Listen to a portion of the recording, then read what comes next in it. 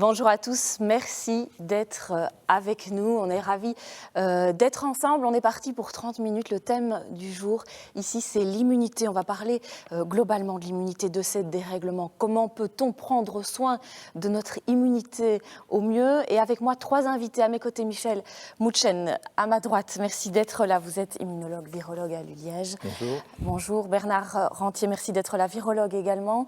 Jean-Michel Donier, expert à l'Agence fédérale des médicaments. On va passer 30-40 minutes ensemble. On invite les téléspectateurs de cette émission à envoyer des questions. N'hésitez pas à interagir, on va répondre avec vous, on va du moins essayer d'y répondre.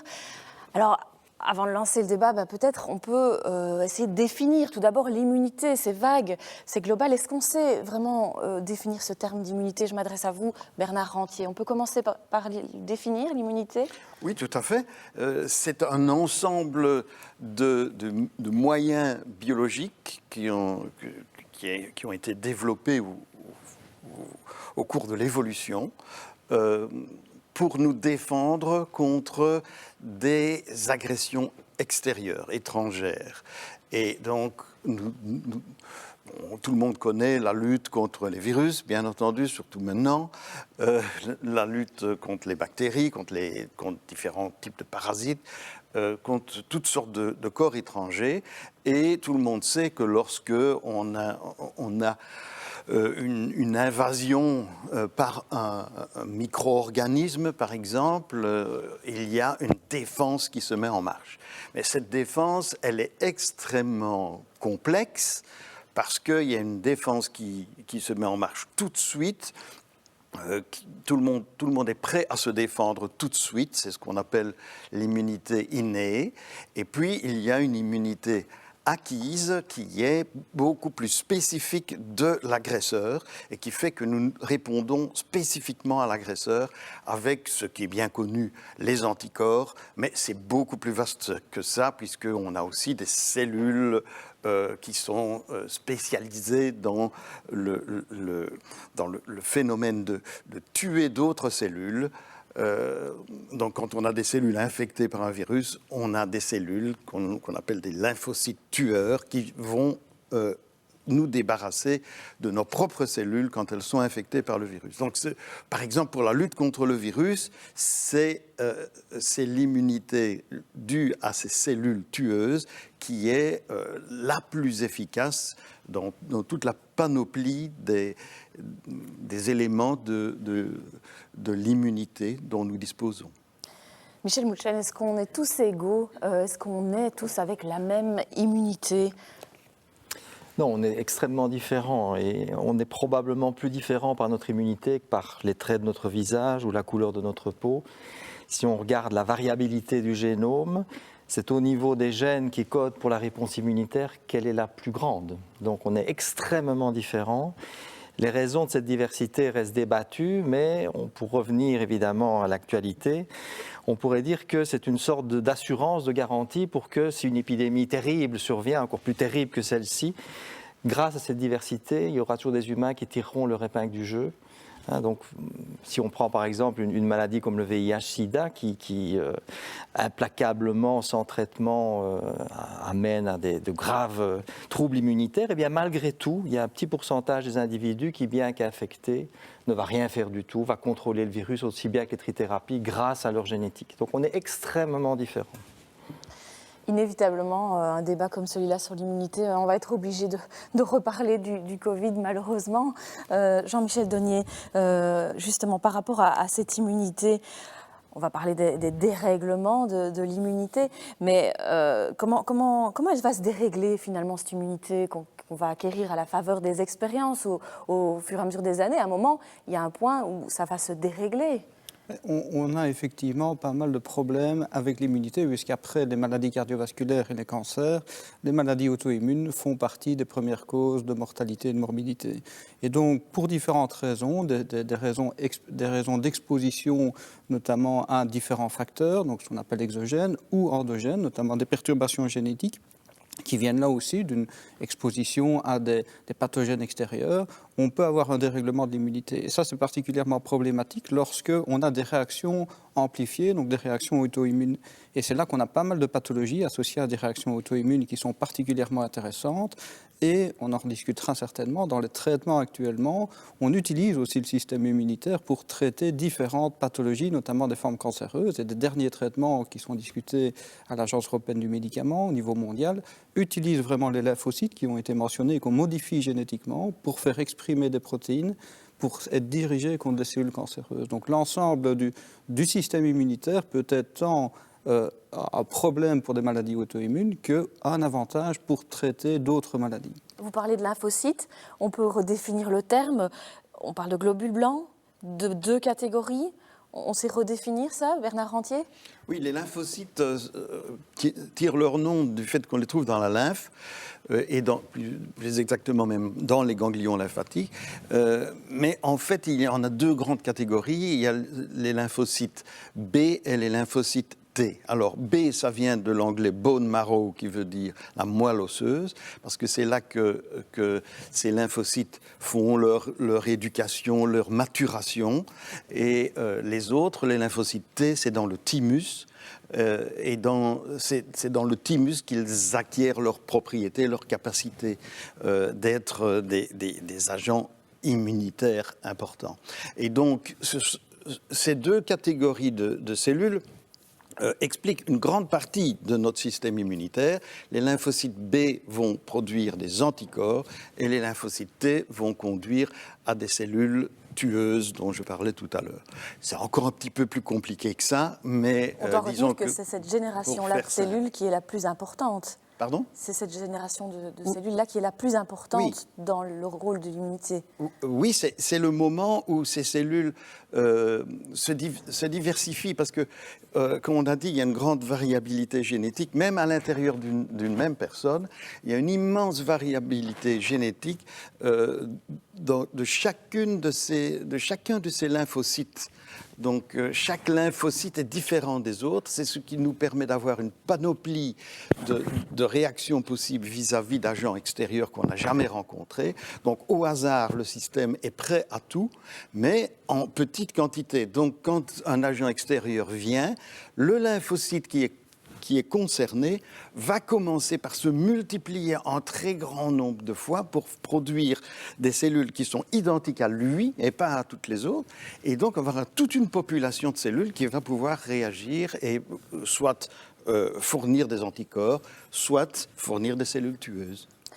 Jean-Michel Donier, vous parliez du boom des maladies auto-immunes. Je propose qu'on en parle avec vous, Michel Mouchen. Mais avant ça, je vous propose un court extrait sur la richesse et l'importance du microbiote dont il faut vraiment tenir compte actuellement. Donc je vous propose qu'on regarde ça ensemble maintenant.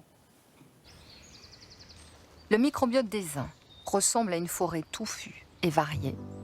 Celui des autres est triste et clairsemé. Mais en quoi la richesse du microbiote importe-t-elle ?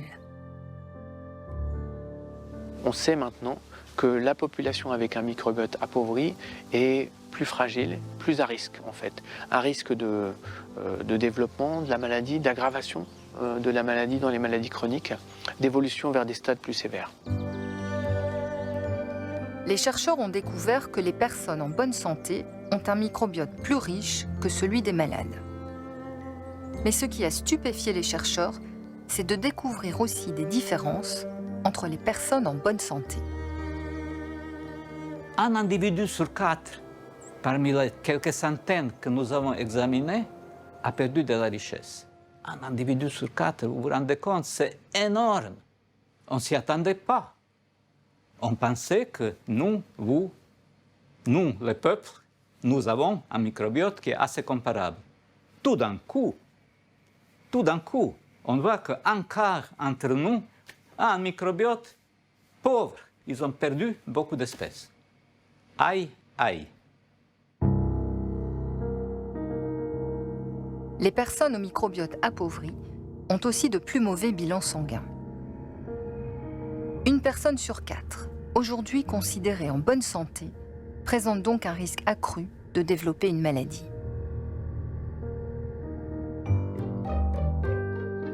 À peine découvert grâce aux progrès technologiques, le continent microbiote apparaît fragilisé, menacé. De l'autre côté de l'Atlantique, Martin Blaser, mondialement reconnu pour ses travaux sur le microbiote, s'inquiète lui aussi des conséquences de la disparition de certaines bactéries intestinales.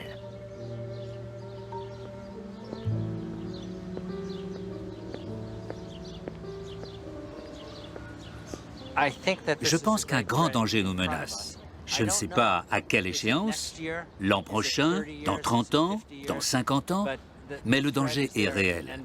Et plus nous perdons de la diversité, plus la menace grandit. La question, c'est quand nos microbes ont-ils commencé à disparaître? Voilà, la question, c'est quand nos microbes ont-ils commencé à disparaître? Michel Mouchen, on voit l'importance du microbiote. Comment est-ce qu'on peut expliquer ce déclin, au final, qui expliquerait ce boom des maladies auto-immunes actuellement? Il y a plusieurs questions. Là, il faut être sûr que l'appauvrissement du microbiote au fil des siècles, personne n'a une idée précise de ce qu'était le microbiote il y a un siècle d'ici. Donc ça, je crois que c'est une hypothèse. On peut évidemment postuler que l'utilisation des antibiotiques dès les premiers moments de la vie, certains types d'aliments va appauvrir le microbiote, certes. Il faut aussi prouver que c'est là des moteurs du boom des maladies auto-immunes. Donc il y a énormément d'hypothèses. On parle de phénomènes d'une très grande complexité. Alors le microbiote, il n'intervient pas uniquement dans le système immunitaire. Il est clair que pour une cellule qui nous appartient, il y a peut-être 10 fois plus, voire plus de cellules microbiennes qui produisent toute une série de métabolites, qui circulent, qui vont dans notre cerveau. Et donc il y a des interactions étroites entre notre microbiote et le métabolisme, le fonctionnement du système nerveux central et le système immunitaire. Et je crois qu'il faut bien comprendre que notre système immunitaire, il commence son éducation extrêmement tôt, dès les premiers moments de la vie, même dans la vie fœtale, et que cette éducation, elle est en partie régulée par le microbiote et les contacts de nos cellules immunitaires avec les bactéries, les virus de notre microbiote. Et donc forcément, en fonction du type de micro-organisme qu'on va côtoyer dès notre naissance, on aura des réglages fins de notre système immunitaire qui seront différents, avec dans certains cas une propension à s'activer plus facilement, y compris vis-à-vis du foie. Notamment, il y a de belles études qui ont corrélé le microbiote avec le risque de sclérose en plaques, qui est une maladie auto-immune bien connue. Voilà, indiscutablement, il y a quelque chose d'extrêmement important, mais qui était également extrêmement complexe. Et un des travers possibles, évidemment, c'est de considérer que tout ça est très simple et qu'en modifiant le microbiote, en ajoutant l'une ou l'autre bactérie, on va arriver à rééquilibrer les choses. On en est encore malheureusement très loin. Et hormis le microbiote, ce sont nos modes de vie, ce sont des polluants. Comment est-ce qu'on explique, si on peut essayer, cette augmentation de ces maladies auto-immunes? Ce à quoi vous faites allusion, c'est la fameuse théorie de l'hygiène qui a été souvent proposée, tant pour les maladies auto-immunes que pour les maladies allergiques, et peut-être encore même plus pour les maladies allergiques, je dirais, avec en effet le postulat que si dans les premières années ou mois de notre vie, on a un microbiote qui est pauvre, notamment parce qu'on est né plutôt par césarienne que par voie basse, notamment parce que notre maman ne nous a pas allaités, ou si on a reçu des antibiotiques, etc., eh bien, notre système immunitaire va être hyper réactif vis-à-vis de choses qui sont pourtant inoffensives, comme le soie ou les pollens d'arbres, etc. Il y a également la pollution, plus pour les maladies allergiques. On a dit que les particules fines, notamment, avaient un rôle particulièrement délétère dans, justement, cette propension inflammatoire du système immunitaire. Mais on est encore loin de comprendre, vous savez. On parle de choses aussi compliquées que le fonctionnement cérébral ici, avec une connectivité qui est comparable à celle du cerveau.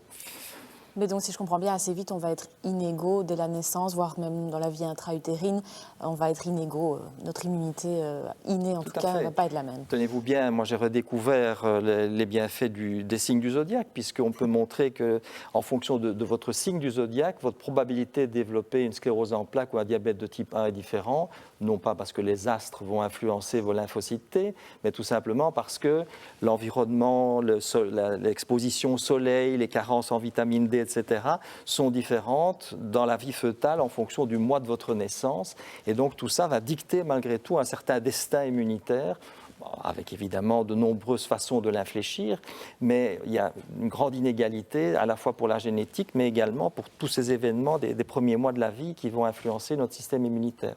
Voilà, on va dire que ce n'est pas la roulette russe, c'est beaucoup plus complexe que ça. Mais vous l'avez dit, il y a aussi moyen d'infléchir sur cette immunité dans nos comportements, dans notre façon d'être.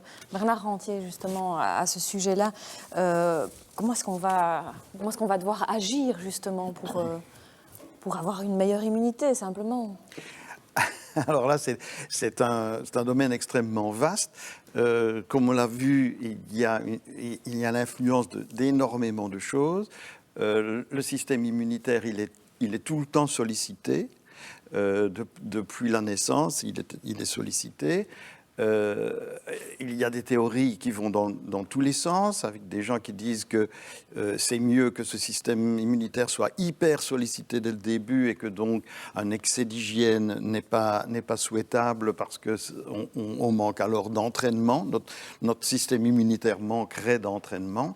D'autres disent que ça n'a rien à voir, que ce n'est pas une question l'entraînement d'exercer son système immunitaire contre un agent particulier ne le rend pas meilleur pour s'attaquer à un autre. Donc vous voyez, ça part dans tous les sens. Hein. Donc on n'a pas aujourd'hui, et effectivement c'est un système terriblement complexe, avec des interactions multiples, avec beaucoup de choses internes et externes. Et donc on n'est pas en mesure aujourd'hui d'être péremptoire et de dire il faut faire ceci et cela pour avoir un système immunitaire qui fonctionne bien.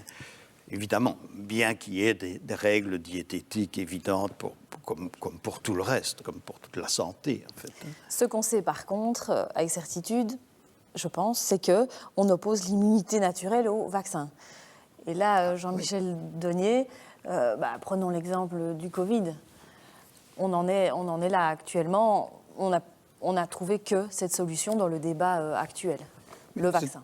Oui, c'est-à-dire que dans le Covid, il y a deux façons de traiter. Soit on traite lorsque la maladie est présente, et on parle justement dans les traitements actuels de corticoïdes qui agissent comme anti-inflammatoires, mais qui sont également immunosuppresseurs, parce que dans la Covid elle-même, on essaye de cibler certaines, ce qu'on appelle cytokines pro-inflammatoires, qui jouent un rôle majeur aussi dans l'immunité, en fait. Donc, dans les traitements, on est un peu court tant que maintenant pour pouvoir traiter de façon efficace autre que ce qu'on connaît depuis quelques mois. Par contre, les vaccins, l'intérêt, bien évidemment, c'est que vous n'exposez pas l'individu au risque pathogène du virus lui-même. Par contre, vous entraînez le même type de réponse immunitaire, quelle que soit la façon dont les vaccins ont été développés, vous entraînez le même type de réponse de deux types, la production d'anticorps, ce qu'on appelle l'immunité humorale, et, semble-t-il, pour certains vaccins, une efficacité peut-être encore plus marquée, comme ça a été mentionné par Bernard Rentier, par ce qu'on appelle l'immunité cellulaire. Et donc là, aujourd'hui, on démontre pour les vaccins qui ont été développés une efficacité majeure, notamment sur les hospitalisations. On a vacciné en maison de repos, par exemple, en Belgique, et on a aujourd'hui presque plus de personnes atteintes de Covid qui rentrent en milieu hospitalier pour être traitées. Et donc les vaccins ont fait leurs preuves depuis plus de 200 ans, et ici font leurs preuves également dans le Covid. Donc c'est certainement une voie à suivre, en tout cas pour stimuler l'immunité sans induire la maladie. Michel Moutzen, les vaccins, évidemment, on en parle aussi avec vous. On a un petit peu plus de recul maintenant, depuis 2 mois, sur ces vaccins qu'on nous propose. Les choses commencent à être de plus en plus claires. On voit que les gens réagissent correctement. Bien sûr, comme ça vient d'être dit, on a des expériences extrêmement positives, en vie réelle, surtout dans les pays qui ont pris de l'avance sur nous, comme Israël notamment, ou l'Angleterre, ou les États-Unis, mais également en Belgique, avec ces chiffres venant des maisons de repos. Pour rebondir sur la question que vous avez posée à mes deux amis, je crois qu'il faut bien comprendre que le système immunitaire est totalement intégré à tout le reste. Il est intégré à notre cerveau, avec des connexions extrêmement étroites, à notre tube digestif. Et donc, je pense que ça peut paraître banal ce que je vais dire, mais je pense que Catherine, mon amie qui va intervenir tout à l'heure, le confirmera. Pour avoir un bon système immunitaire, il faut avant tout être en bonne santé sur tous les aspects du problème. Il n'y a pas des démarches spécifiques au système immunitaire qui seraient... Voilà, je crois qu'on est un tout intégré, c'est ça qui est important. Et quant aux autres façons d'améliorer le système immunitaire, on vient d'en parler. Le vaccin est probablement la meilleure façon de donner un peu d'avance. Si vous avez, c'est une course de vitesse. C'est entre le virus et le système immunitaire, la réponse adaptative qui prend du temps, comme Bernard l'a dit, puisque on a une cellule qui répond, et puis le lendemain, lendemain on en a 2, on en a 4, on en a 8, on en a 16, mais parfois le virus a pris de l'avance. Et donc si on veut donner un peu d'avance pour gagner la course, surtout si on est plus vieux et qu'on avance moins vite, le vaccin est une excellente stratégie. On a plus qu'un an de recul, on a des décennies de recul sur l'efficacité vaccinale dans d'autres maladies. Vous parliez de réponse adaptative. Ça signifie qu'entre le moment où on est vacciné, il y a du temps qui va passer avant la protection, évidemment. Oui, donc généralement, on estime au moins 2 semaines, suivant le type de vaccin, pour avoir une protection efficace, mais qui permet justement la production d'anticorps minimum, mais aussi cette réponse au niveau des cellules. Par contre, ce qui est important ici, c'est qu'avec le temps, on a ce qu'on appelle une immunosénescence. Ça veut dire qu'on perd, avec l'âge, une certaine capacité de réponse du système immunitaire.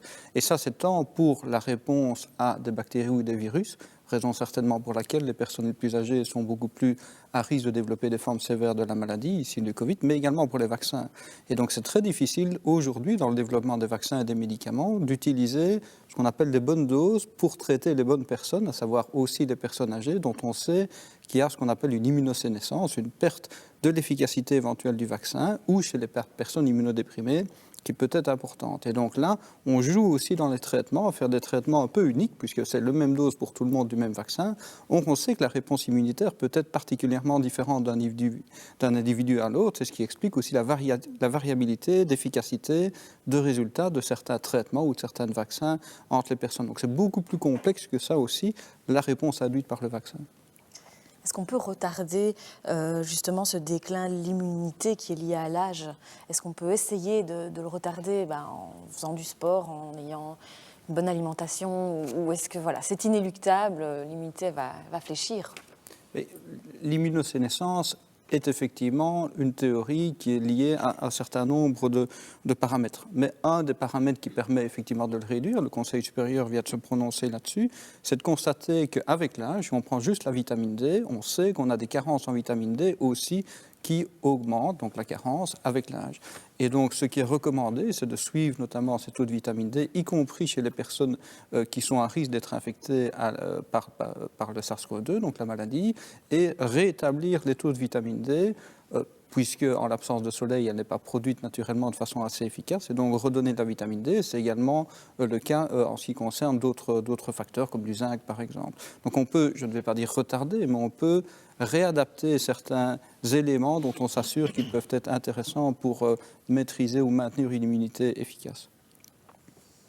Bernard Rentier, à ce sujet, justement, sur retarder ce déclin. Oui, mais l'immunosénescence, donc le vieillissement du système immunitaire, est quelque chose qui est programmé biologiquement. Donc le vieillissement, c'est un système programmé de remplacement des générations les unes par les autres. C'est un mécanisme évolutif qui vaut pour toutes les espèces. Tout le monde, quelle que soit l'espèce, meurt. Et meurt à un âge moyen qui est relativement le même. Donc ici, pour l'espèce humaine, chez nous, on est à peu près à 80 ans, en moyenne, avec des différences entre les hommes et les femmes. Mais donc il faut bien s'en rendre compte, une programmation de notre disparition. C'est tout à fait programmé, c'est prévu comme ça. C'est triste, mais c'est prévu comme ça. Et donc le système immunitaire va décliner. Dès qu'on est adulte, on voit une involution, donc une diminution du volume du thymus, par exemple, qui va finir par être réduit à peu près à pas grand-chose. Quelqu'un comme moi n'a pratiquement plus de thymus. Mais donc, ça veut dire qu'il y a un phénomène naturel. Alors, on peut évidemment contrer par la qualité de vie, par la qualité d'alimentation, etc., et en évitant des toxiques, en évitant toutes sortes de choses qui sont négatives, on peut évidemment favoriser le fait d'arriver dans la zone élevée de la moyenne de la mortalité, bien sûr. Et donc, voilà, le système immunitaire n'est qu'un des éléments de la sénescence des organismes. paraphraser ce que Bernard dit, on s'est intéressé à des grands vieillards, des personnes qui, dans certaines régions du monde, vivent très vieux, en bonne santé. On s'est aperçu qu'elles avaient un très bon système immunitaire, avec un thymus moins évolué, mais à ce stade-ci, on ne sait pas dire si c'est parce qu'elles sont en bonne santé qu'elles ont un bon système immunitaire ou parce qu'elles ont un bon système immunitaire qu'elles sont en bonne santé. Ça reste un sujet de controverse. Tout est lié, tout est intégré. Donc voilà. Je vous propose qu'on réponde à quelques questions des téléspectateurs qui nous arrivent. Je vais commencer avec celle-ci. Peut-être pour vous, Michel Mouchen, quel est le lien entre l'accouchement, l'allaitement et le système immunitaire ? Mais le lien qui est fait, c'est généralement, il y en a peut-être d'autres, mais que je ne connais pas. Bon, évidemment, il y a tout le transfert passif d'anticorps de la mère au fœtus. Première chose, évidemment, une maman va passer des anticorps essentiellement pendant la grossesse, un tout petit peu au début de l'allaitement, et les anticorps de la maman vont protéger le bébé pendant les premiers mois de sa vie où il n'est pas capable lui-même de les fabriquer. C'est valable, pour revenir à l'actualité, la problématique, entre guillemets, de la vaccination des femmes enceintes a des bénéfices évidents, c'est que leurs bébés seront protégés du Covid pendant les premiers mois de leur vie. Mais indépendamment de ça, pour revenir à la thématique maladie auto-immune, on a pu montrer que la richesse du microbiote était fortement influencée par le fait qu'on ait été allaité, qu'on soit né par voie basse plutôt que par césarienne. J'ai même vu des papiers qui peuvent paraître des articles qui peuvent paraître un peu loufoques, mais qui ont été publiés, où les parents qui ont l'habitude, quand la sucette, la tétine de l'enfant tombe par terre, plutôt que de la laver, la mettre dans leur propre bouche et puis la remettre dans la bouche du bébé, leur bébé ferait moins de maladies auto-immunes que les autres. Bon, ce n'est pas les articles publiés dans New England, mais ça a été publié comme tel avec un P significatif. Donc toutes ces choses qu'on considère comme des choses pas très propres, dans le fond, probablement que pour les premiers mois de notre vie, c'est pas si mal que ça. Des gens sont amusés à avoir des traces de matière fécale dans les matelas des enfants et montrer que les familles dans lesquelles les matelas n'étaient pas si propres que ça, les enfants faisaient moins de rhume des foins que les autres. Donc un ensemble de choses qui nous exposent très tôt à des bactéries inoffensives, il faut bien dire ce qui est, vont programmer notre système immunitaire pour qu'il soit plus tolérant vis-à-vis de nous-mêmes, des pollens, etc. Le corps humain est magique, il est là pour répondre à ça. Et il faut retenir que, voilà, peut-être il ne faut pas trop se tracasser en fait, au début. Il ne faut pas trop se tracasser, c'est sûr. Mais il y a des choses dont il faut se tracasser globalement, quand de toute même, façon, il ne faut pas trop se tracasser voilà. dans la vie. Quand on vit dans nos pays où l'eau est propre, etc., il ne faut pas trop se tracasser. Je pense que si on vit dans des pays où il y a des salmonelles, etc., dans l'eau qu'on boit, il faut peut-être plus se tracasser quand même. Alors on poursuit avec une question peut-être pour vous, Jean-Michel Donier. Les allergies et intolérances ont-elles un lien avec l'immunité ? Donc oui, c'est-à-dire que c'est la base même de la réaction allergique. C'est une question d'un téléspectateur. Oui, mais donc c'est la base de la réaction allergique. C'est notamment un type d'immunoglobuline qu'on appelle les immunoglobulines de type E, qui vont entraîner au niveau de certaines cellules ce qu'on appelle une dégranulation et générer des médiateurs qui entraînent les symptômes assez connus. C'est d'ailleurs ce qu'on a aussi dans certaines réactions asthmatiques. Et la plupart des traitements, d'ailleurs, ciblent, outre l'aspect symptomatique, ciblent ces cellules qui, en réponse à des anticorps, vont dégranuler, ce qu'on appelle libérer toute une série de médiateurs ou de pro-inflammatoires qui vont entraîner la bronchoconstriction et autres. Et donc oui, il y a une composante allergique qui est majeure. Et une façon de désensibiliser des personnes allergiques, c'est de faire des désensibilisations à base justement de cures antigéniques pour améliorer leur réponse immunitaire, mais normale et pas la réponse immunitaire anormale, je veux dire. Mais est-ce qu'on peut considérer qu'une personne allergique à de multiples choses doit se dire que son immunité est moins bonne globalement pour répondre à des attaques de virus ou autres, ou ça n'a rien à voir ? Je laisserai peut-être Michel répondre plus sur l'aspect clinique. Un peu. Donc les grands allergiques sont connus comme étant plus susceptibles à certains types d'infections parce que justement ce fond inflammatoire chronique lié à l'allergie sévère va fragiliser certaines lignes de défense. Donc en effet, il y a une petite susceptibilité infectieuse chez les grands allergiques, ça a été décrit. Oui. Alors une autre question, les vaccins, peut-être on reste avec vous, Michel Mouchen, agissent-ils sur l'immunité ? C'est une question d'un téléspectateur. Par définition, il s'appuie. Par définition, il s'appuie tout à fait sur l'immunité. Donc, ils vont. C'est une autre immunité. Ça va nous donner. Non, c'est une immunité. Donc, comme Bernard Rentier l'a dit tout à l'heure, pour faire très simple, on a deux immunités très différentes. Une immunité ancestrale qui est vraiment là, qui existait chez les arthropodes et les invertébrés, et qui est pratiquement inchangée chez nous, qui est une sorte de sixième sens, percevoir intuitivement ce qui est dangereux ou pas, y réagir instantanément. C'est ce qui fait que certains individus confrontés au Covid ne vont rien avoir parce que leur défense de première ligne a été extrêmement efficace. Mais il y a un autre système qui est un système beaucoup plus élaboré, beaucoup plus puissant, mais qui met du temps à se mettre en place et qu'on développe, notamment quand on a fait le Covid et qu'on en a survécu.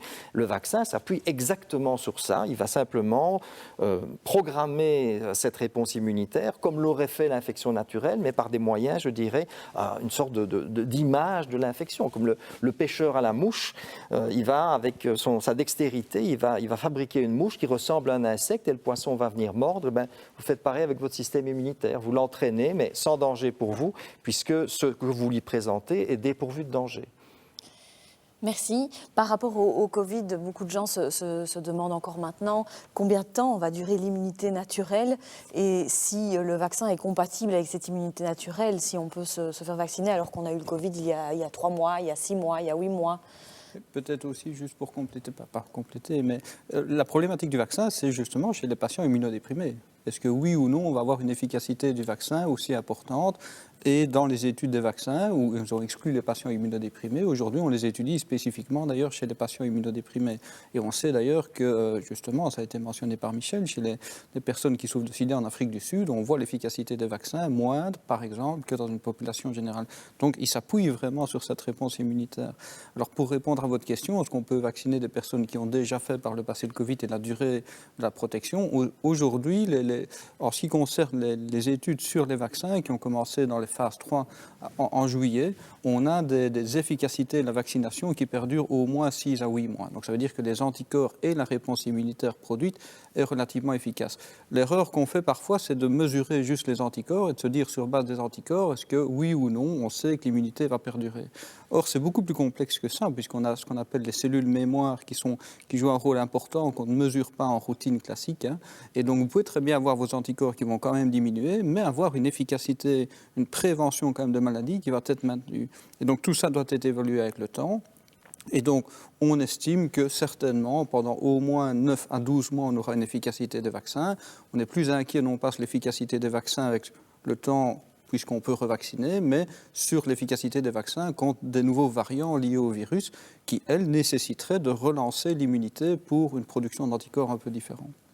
J'ai envie de vous poser la question qu'on a dû vous poser 100 fois en un an, mais on ne peut pas miser sur cette immunité naturelle et collective pour ceux qui ont eu le Covid.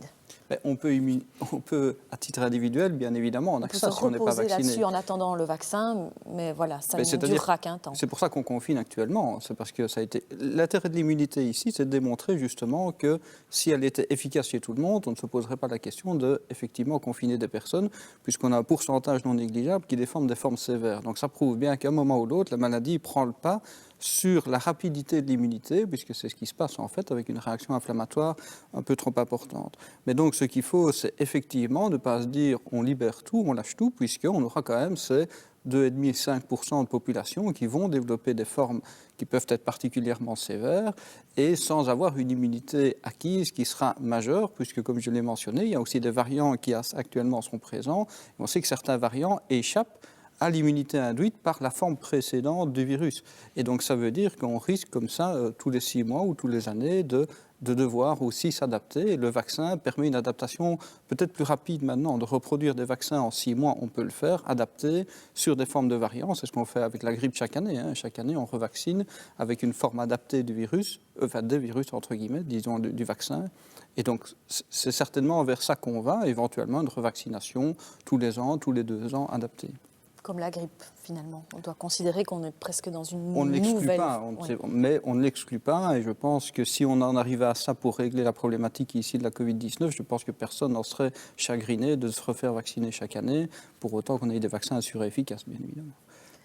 Toujours au sujet du vaccin, beaucoup de gens demandent comment on peut assurer que ces vaccins actuels vont être efficaces contre les variants. Qu'est-ce qu'on peut répondre ?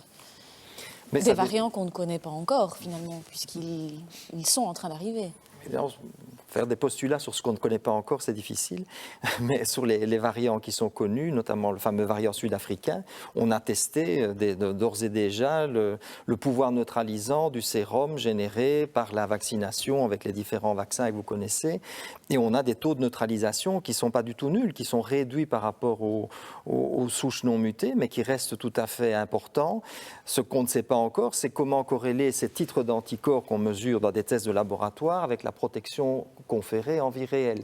D'autant plus que les fameux lymphocytes T dont on a parlé souvent ne sont pratiquement pas étudiés, et donc il est très probable malgré tout que si les anticorps perdent une partie de leur pouvoir neutralisant à cause de ces mutations, les lymphocytes T, qui sont malgré tout eux qui décident si la personne va sortir de l'hôpital ou pas, eux conservent probablement une efficacité. Donc je pense en effet qu'il faudra une adaptation des vaccins pour vraiment mettre un coup d'arrêt à cette histoire, mais je pense que les vaccins actuels confèrent une protection très significative, y compris contre les variants que nous connaissons. On ne sait jamais ce qui peut arriver, évidemment.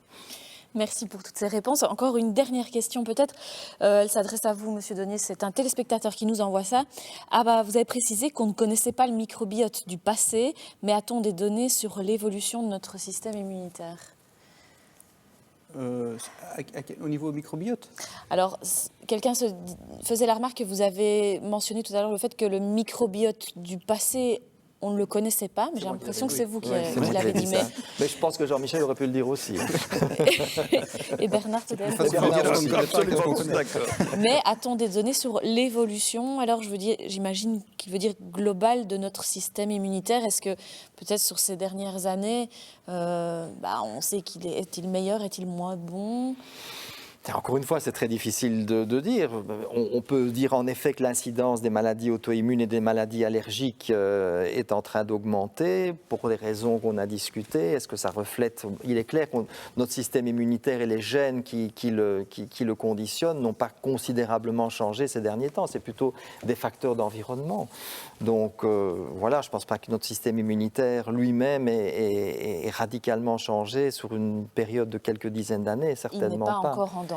Ce qu'on voit, c'est que si pour revenir aux maladies infectieuses par lesquelles on a commencé, il est clair que la part de morbidité et de mortalité liée aux maladies infectieuses, elle est considérablement plus grande dans les pays en développement que chez nous. Chez nous, ce sont toutes les maladies liées à l'âge, éventuellement un peu les maladies auto-immunes qui ont pris la place. Mais c'est lié avant tout à nos conditions de vie, au fait que notre eau est propre, au fait qu'on est vacciné, etc. Ça ne reflète pas nécessairement une évolution du système immunitaire en tant que tel. Merci. Est-ce que vous avez un mot de la fin, peut-être, Bernard Rentier, avant de clôturer ce débat? Peut-être juste une précision, c'est qu'on parle beaucoup du système immunitaire et du fait qu'il s'affaiblit avec l'âge, etc. Quand on parle des maladies auto-immunes, on est un petit peu à la marge, c'est-à-dire que là, on a un système immunitaire qui fonctionne de manière anormale. Ce n'est pas qu'il se soit affaibli, il est même parfois très, très, très, très vigoureux, mais il entraîne des désordres chez nous-mêmes. Donc, il se met à devenir dangereux. C'est comme si notre armée se retournait vers nous. Donc ça, c'est une chose. Et la deuxième chose qu'il faut remarquer, c'est que dans les pathologies qui sont les plus graves dans le cadre du Covid, on a en fait une hyperréactivité du système immunitaire qui est la réelle cause de la mort. Parce que en fait, le virus lui-même est et reste un virus relativement inoffensif, comme la plupart des coronavirus. Mais chez certaines personnes, il déclenche une réponse immunitaire qui est complètement aberrante et qui est tout à fait exagérée. Et donc là, ce n'est pas du tout un affaiblissement du système immunitaire, c'est une anomalie du système immunitaire. Donc c'est pas la même chose, et ça ouvre évidemment beaucoup de portes à la recherche pour arriver à comprendre de quoi il s'agit. Alors justement, la recherche, on va en parler avec les invités qui vont suivre ici lors de ce débat. Merci à tous les trois d'avoir participé. Jean-Michel Donnier, Bernard Rentier, Michel Mouchen, merci pour vos éclairages très enrichissants. On va poursuivre avec trois nouveaux invités. On va accueillir Régis Radermacher, Denis Bédoré et Ludwig Camuso. Et avant ça, je vous propose qu'on regarde un petit clip ici. On va parler du diabète, du pancréas, comment ça fonctionne, un pancréas en bon état, quels peuvent être les dérèglements. Et et on en parle juste après avec nos futurs invités. Merci à tous les trois. En principe, c'est le pancréas qui doit contrôler le taux de sucre dans le sang, ce que l'on appelle la glycémie. Un pancréas en bon état régule en permanence la sécrétion de l'hormone insuline. Mais cet équilibre subtil peut être bouleversé parce que les cellules du pancréas dites bêta fonctionnent mal. C'est le diabète de type 1 ou 2. On a le diabète de type 1, qui est une maladie auto-immunitaire où le système immunitaire attaque la cellule bêta et ces cellules meurent. Et le patient finit par avoir plus de cellules bêta et plus de production d'insuline du tout. Dans le diabète de type 2, ces cellules bêta restent présentes dans le pancréas, mais elles sont dysfonctionnelles, donc elles sont là, mais elles ne produisent pas suffisamment d'insuline. Voilà, on poursuit le débat avec nos trois invités actuels. Régis Radermacher, merci d'être avec nous. Vous êtes professeur de pharmacologie spécialisé dans le diabète, la nutrition, les désordres métaboliques. Merci d'être avec nous. Bonjour. Denis Bédoré, merci d'être là. Vous êtes le CEO d'une entreprise qui s'appelle ImSize. Vous faites de la recherche sur le diabète, c'est au giga. On va avoir l'occasion d'en parler, d'écrire ce que vous faites. Et Ludwig Camuso, merci d'être avec nous. Vous êtes le fondateur d'ATB Thérapeutique qui développe un anticorps conjugué qui va cibler une tumeur pour délivrer une toxine anti-cancer. C'est un peu compliqué pour nous, mais vous allez tout nous expliquer en détail. Je ferai de mon mieux, oui. Merci. Alors, ce que je vous propose, merci à tous les trois d'être là, c'est qu'on commence avec vous, Régis Radermacher. On vient de parler ici pendant 30 minutes d'immunité. Le diabète, c'est un bon exemple, justement, pour illustrer un des dérèglements de l'immunité. Bonjour, donc effectivement, un des types de diabète qu'on appelle le diabète de type 1 est ce qu'on appelle une maladie auto-immune. Donc il y a de nombreuses maladies auto-immunes. Pour faire simple, cela veut dire que l'individu attaque ses propres composants. Son immunité se retourne contre ses propres composants. Et en l'occurrence, dans le diabète de type 1, qui représente environ 10%, pour faire simple également, des diabètes que l'on rencontre dans la pratique clinique, il s'agit d'une maladie auto-immune où les gens attaquent leurs propres cellules qui fabriquent de l'insuline. Et dès lors, on recourt à une insulinothérapie externe comme traitement. Donc on est vraiment dans un schéma typique de maladie auto-immune qui entraîne une carence ad vitam et qui nécessite une suppléance par un traitement insulinique. On doit bien faire la différence avec le diabète de type 2, évidemment. C'est encore tout à fait autre chose. Voilà, le diabète de type 2 qui représente, on va dire, l'immense majorité des patients diabétiques que nous rencontrons, qui est cette fameuse pandémie silencieuse qui ne cesse d'augmenter en termes de prévalence, qui est liée certes à une prédisposition probablement génétique également, mais surtout au mode de vie, donc qu'il soit alimentaire ou à l'activité physique qui est inappropriée, voire inexistante.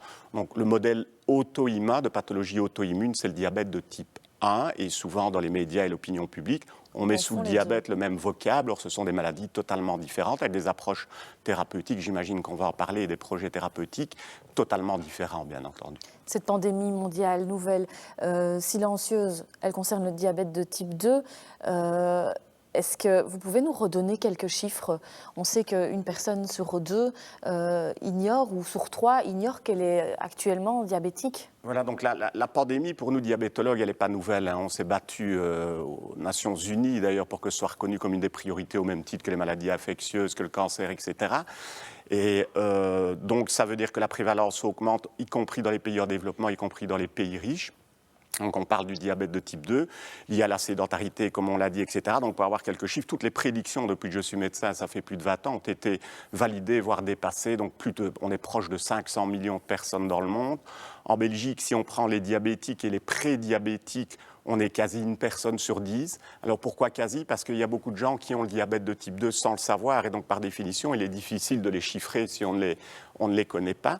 Donc c'est un réel problème de santé publique, et par ailleurs, c'est dans le top 10 des causes de mortalité de par les complications qu'engendre le diabète. Alors un point qui est intéressant par rapport à la maladie auto-immune, donc le type 1, puisque cette pandémie, finalement, pandémie dans le sens mondial, pas dans le sens contagieuse dangerosité. Évidemment, parce qu'on utilise souvent le mot pandémie dans le sens infectieux, mais on peut l'utiliser aussi de manière imagée dans le sens planétaire.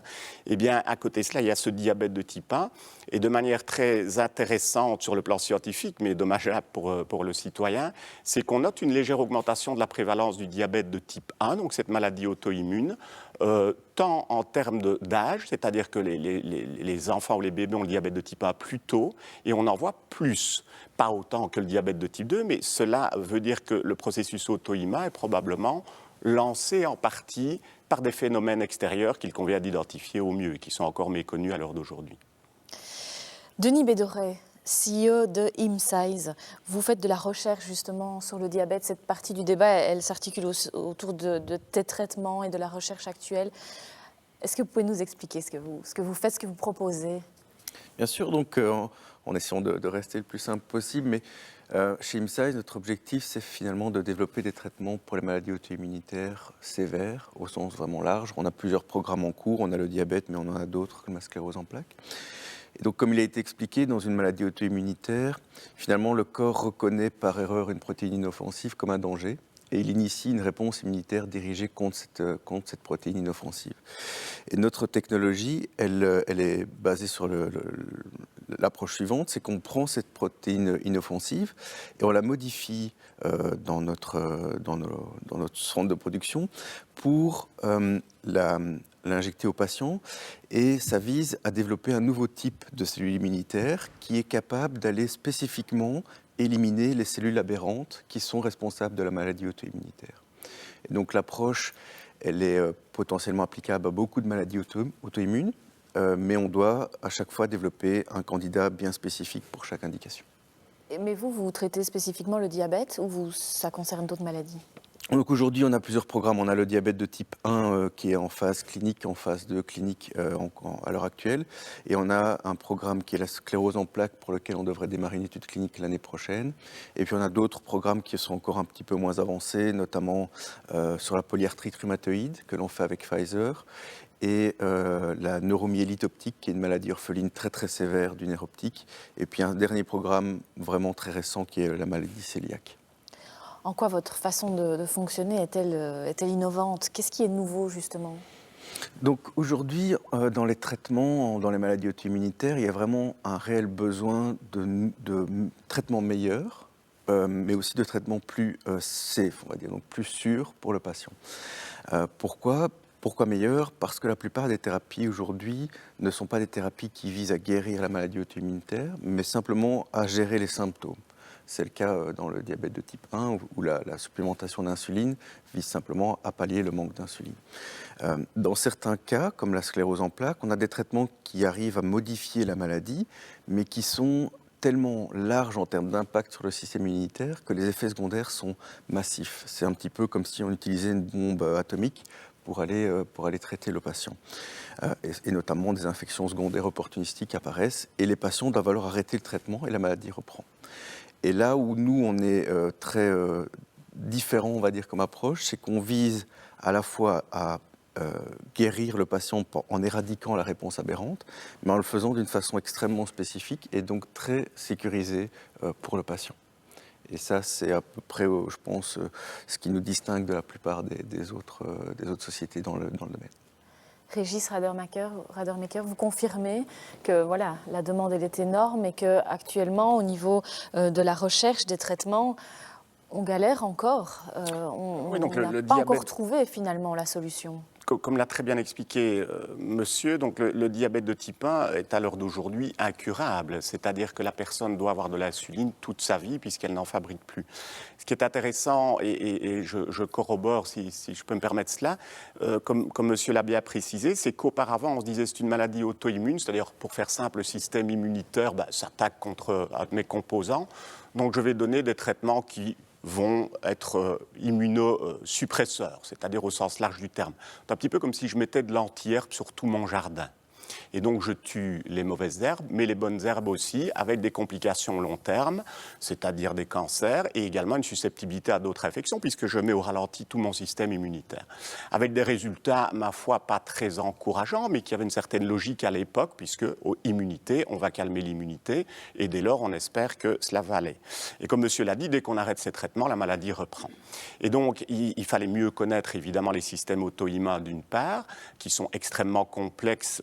Je ne suis pas immunologue, vous avez eu des immunologues auparavant, c'est extrêmement complexe, hein, puisqu'il y a différentes cellules, il y a des lymphocytes T régulateurs effectifs, etc. Donc, on a de mieux en mieux compris ce système immunitaire, et donc des sociétés, des biotech comme celle représentée par monsieur, non seulement connaissent mieux cela et vont vers des thérapeutiques, nous l'espérons qu'ils vont aboutir, de plus en plus ciblées, qui non seulement anticipent le problème et finalement permettent, on l'espère, de guérir ce patient quelque part, sans avoir non plus une toxicité, parce que c'est une notion qui est très importante.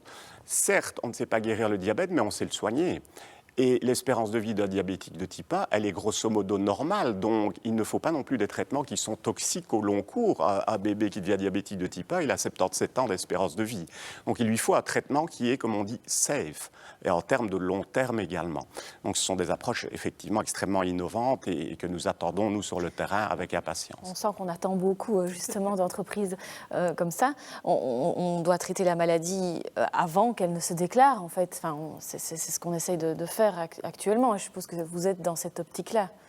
En tout cas, nous, on vise à intervenir au départ de la maladie pour deux raisons. La première, c'est que une maladie auto-immunitaire en général, hein, sans simplifier trop, elle a tendance à se complexifier au fur et à mesure des années. Et donc, si on veut agir de façon spécifique, on a une meilleure fenêtre d'opportunité quand la maladie est encore assez homogène.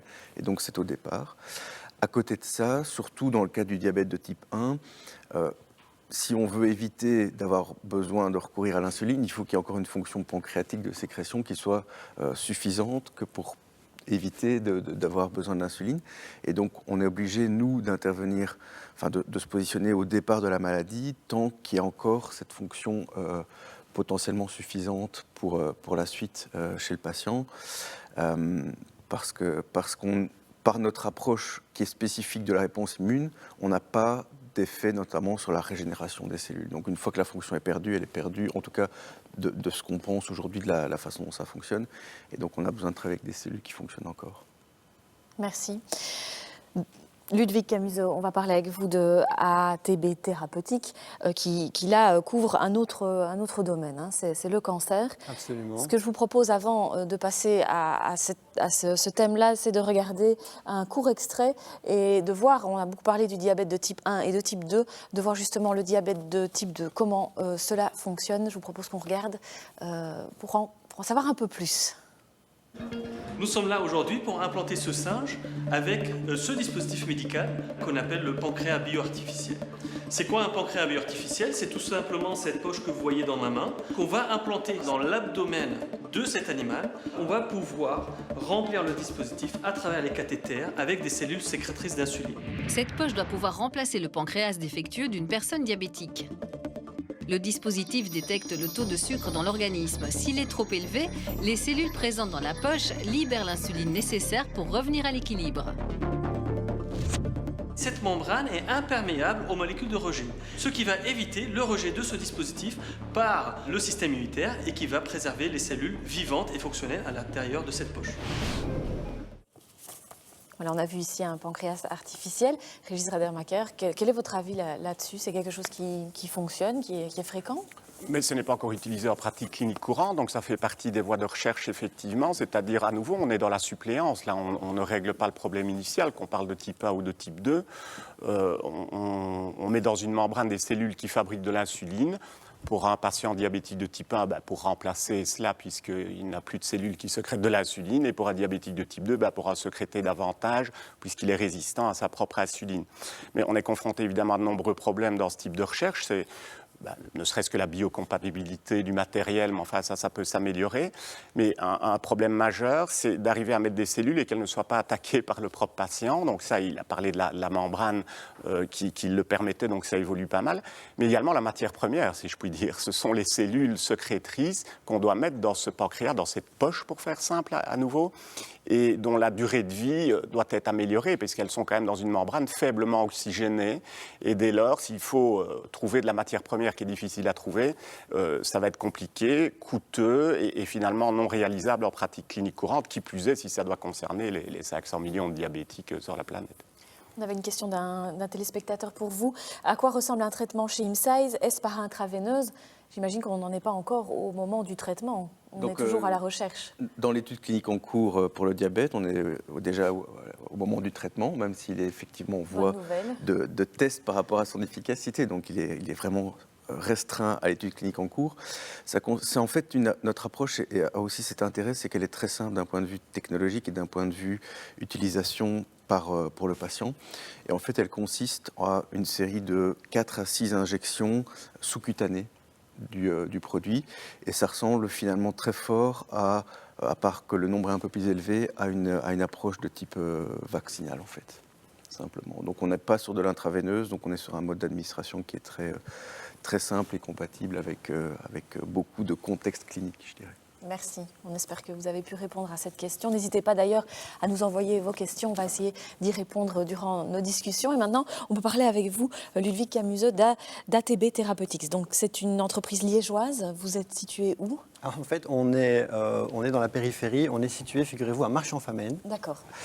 Mais on travaille énormément avec la région liégeoise. En fait, on va au-delà de ça. Si vous voulez, ATB Therapeutics a été créé en 2018 par 3 personnes, Bertrand Magy, Max Souris et moi-même, sur un postulat, je dirais très simple, c'est de se dire comment ça se fait qu'en oncologie, au plus on augmente les doses, au plus le traitement devient efficace, au plus en même temps il crée des effets secondaires. Et il faut arrêter ça. Et on est parti de cette idée-là, et comme on n'était que 3 au départ, on a décidé de s'entourer. Donc on a travaillé avec énormément d'experts, et aujourd'hui, ATB Therapeutics, qui a démarré avec mes 2 associés à la Paillasse, on est en train de recruter les 17e personnes.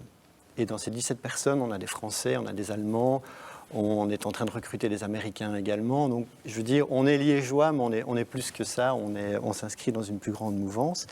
Et comme je le disais, la problématique qu'on veut régler, c'est de pouvoir donner des doses qui soient efficaces, le plus efficaces possible, en limitant un maximum les effets secondaires. Et pour ça, on a pris quelque chose de simple, de connu, qu'on appelle les thérapies ciblées, et qui sont en fait un anticorps. On a beaucoup parlé d'anticorps aujourd'hui, donc qui reconnaît un récepteur bien précis et auquel on attache une espèce de bombe et qui va transporter cette bombe et la déposer sur la cellule cancéreuse.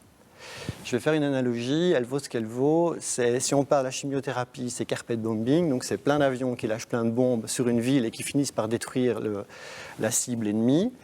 La thérapie ciblée, c'est un avion auquel on vient accrocher une bombe qui est guidée et qui va déposer sa bombe au bon endroit. Mais le problème, c'est que si on accroche une bombe à un avion, il y a toujours un risque que la bombe se libère. Et si elle se libère et qu'elle tombe au mauvais endroit, on a les effets secondaires.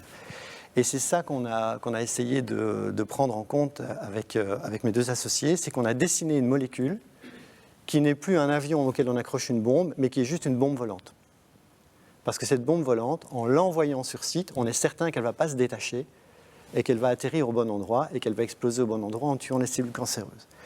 Alors, lorsqu'on a eu cette idée-là et qu'on a cherché de l'argent pour créer la société, tout le monde nous a dit « Mais comment ça se fait que vous 3, vous avez une idée pareille et que l'industrie qui dépense et qui investit des millions de dollars tous les ans n'a pas réussi à le faire ?» Ça, c'était vraiment la grosse question.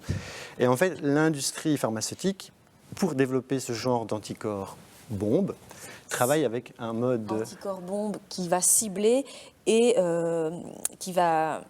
Pour qu'on comprenne bien, vous avez dit on fusionne un anticorps et on délivre un poison. Oui, voilà. Donc, vous prenez l'anticorps, vous venez coller dessus. En fait, c'est une minuscule partie d'une chimiothérapie.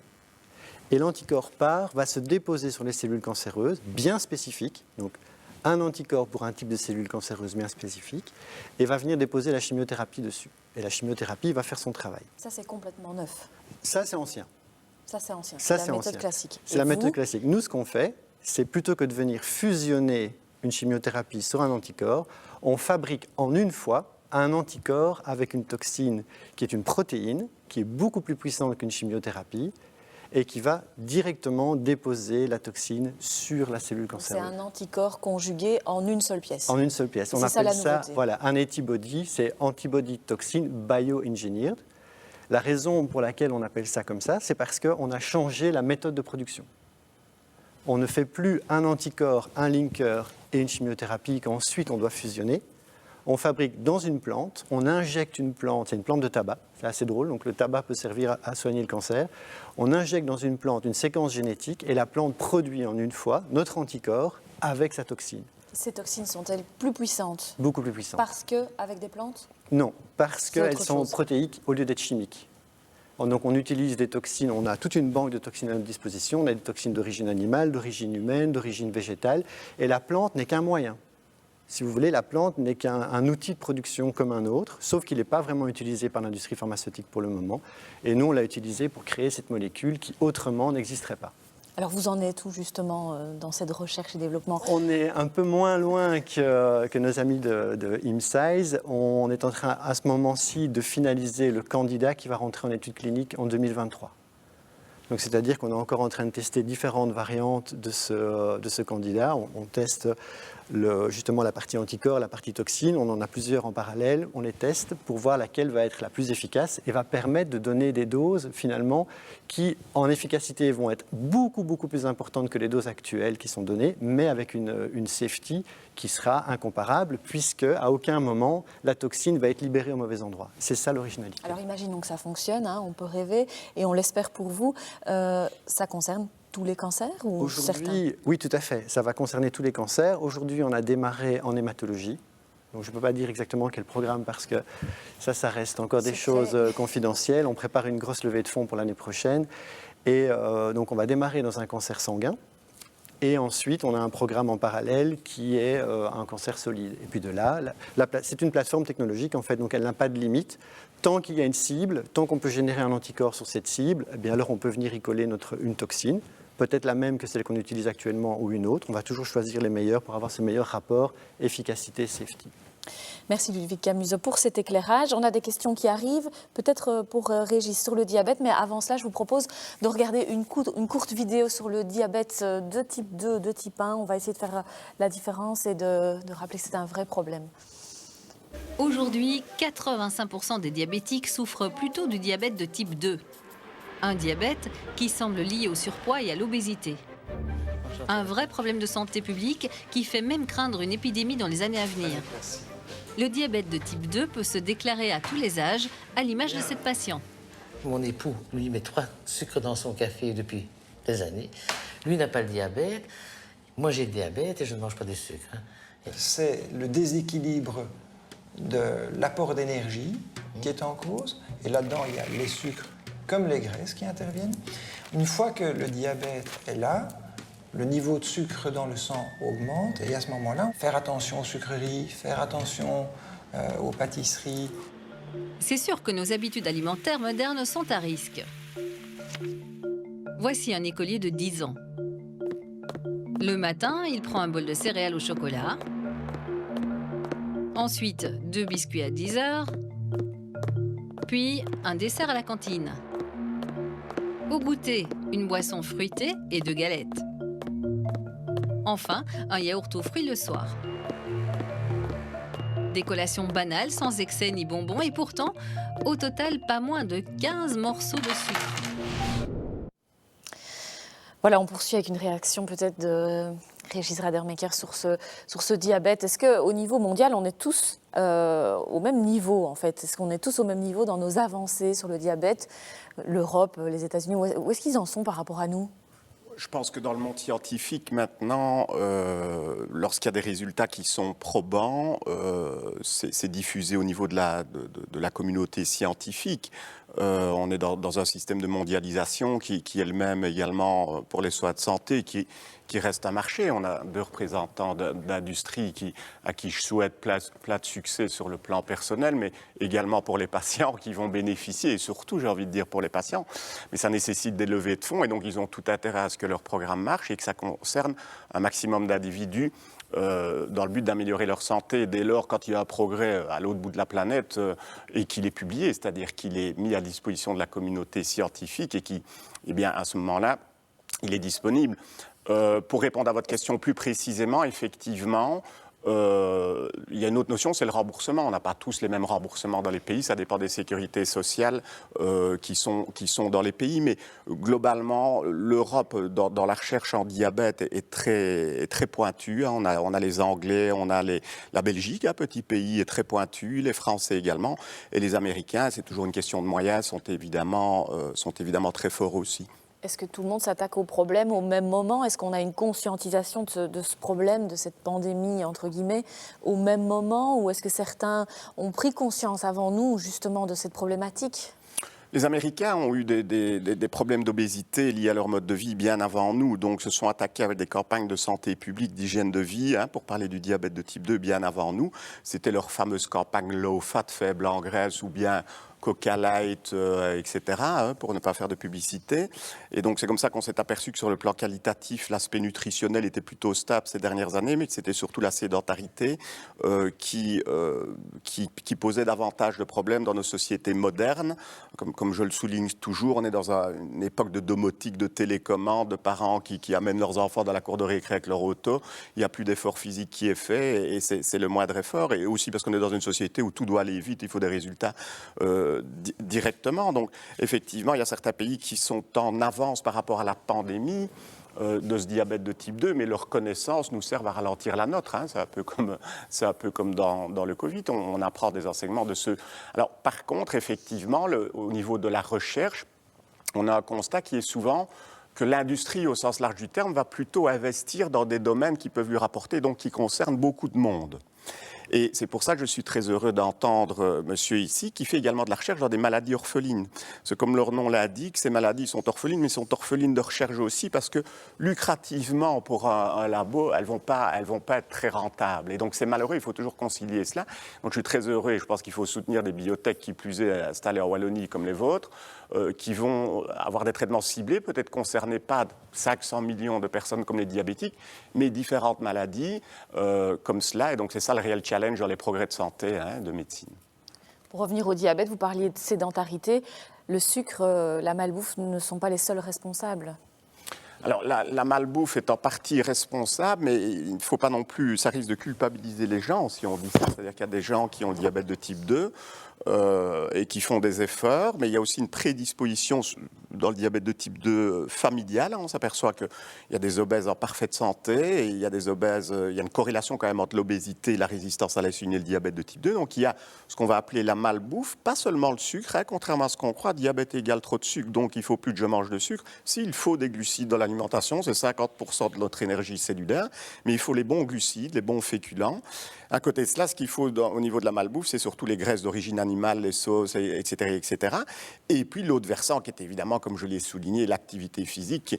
Il y a des études qui ont montré, dans des revues américaines, qui ont montré le nombre d'heures que passaient des adolescents devant des écrans. Moi, je me bats contre les miens pour qu'ils regardent moins leur écran. Et donc, malheureusement, c'était corrélé au niveau socio-économique, mais ça allait jusqu'à 6 à 8 heures par jour sur des écrans. À l'époque où nous, on n'est pas si vieux que ça, je l'espère, on allait jouer dans les ruisseaux et dans les bois, quoi. Merci. Gros changement, en effet, de génération. On peut poursuivre avec IMSIZE de nouveau, si vous voulez bien. Vous disiez qu'on devait attendre, on doit s'attendre à des solutions, des résultats quand pour vous? Donc ici, l'étude qui est en cours pour le diabète de type 1, on aura déjà une première partie des résultats d'ici moins d'un an, quand on aura caractérisé vraiment la réponse immunitaire qu'on induit chez le patient. Ensuite, des données d'efficacité, c'est-à-dire dire est-ce que la molécule a vraiment un effet bénéfique au niveau clinique. On aura les résultats dans le courant de l'année 2023. Et sur base de ces résultats-là, on pourra décider quelle est l'étape suivante, notamment en termes de nouvelles études cliniques, si elle est nécessaire, pour pour mettre le traitement le plus vite possible à disposition des patients. Comment est-ce que vous en êtes arrivé à choisir de travailler sur le diabète? Régis disait tout à l'heure que vous traitiez aussi des maladies orphelines. Pourquoi vous avez choisi le diabète en priorité? Donc le diabète, on l'a choisi pour plusieurs raisons. La première, c'est qu'on pense que d'un point de vue mécanisme d'action, notre technologie a une bonne chance de succès dans le diabète. Dans certaines maladies auto-immunes, ce sera peut-être plus compliqué. La deuxième, c'est qu'il y a un besoin médical qui est très important, puisque, comme on l'a rappelé tout à l'heure, il n'y a toujours pas de moyen de guérir le diabète. Donc je pense que c'est évident que les patients seront ravis de voir un nouveau traitement arriver. Et la troisième, c'est que c'est une indication qui nous permet aussi de nous positionner de façon claire et en évidence sur le marché et permettre d'attirer des investisseurs. Et ça, c'est bénéfique pour cette indication-là, mais aussi pour le reste du programme clinique, pour permettre de lever les fonds qui sont nécessaires pour le développement de ces molécules. Vous êtes les seuls à fonctionner de la sorte, à utiliser ces cellules, cette technologie qui développe des imotopes. Vous êtes les seuls? Oui, donc sur cette technologie qu'on appelle Imotope, on est les seuls à l'utiliser, on est les seuls à adopter une approche qui vise vraiment à éradiquer la réponse aberrante et non pas simplement à la contrôler, ce que d'autres approches permettent éventuellement de faire. Ça, c'est vraiment l'innovation, la nouveauté, le changement dans le fonctionnement de travailler et d'aborder la recherche et le développement, alors? C'est effectivement un changement. Je pense que d'un point de vue logique, on a tous envie de pouvoir aller éliminer la cause racine du problème.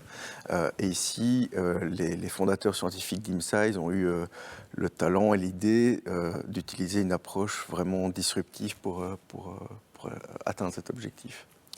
Merci. Une question pour vous et pour votre entreprise. Pensez-vous que les avancées d'ATB thérapeutiques seront bientôt utilisées dans des centres hospitaliers?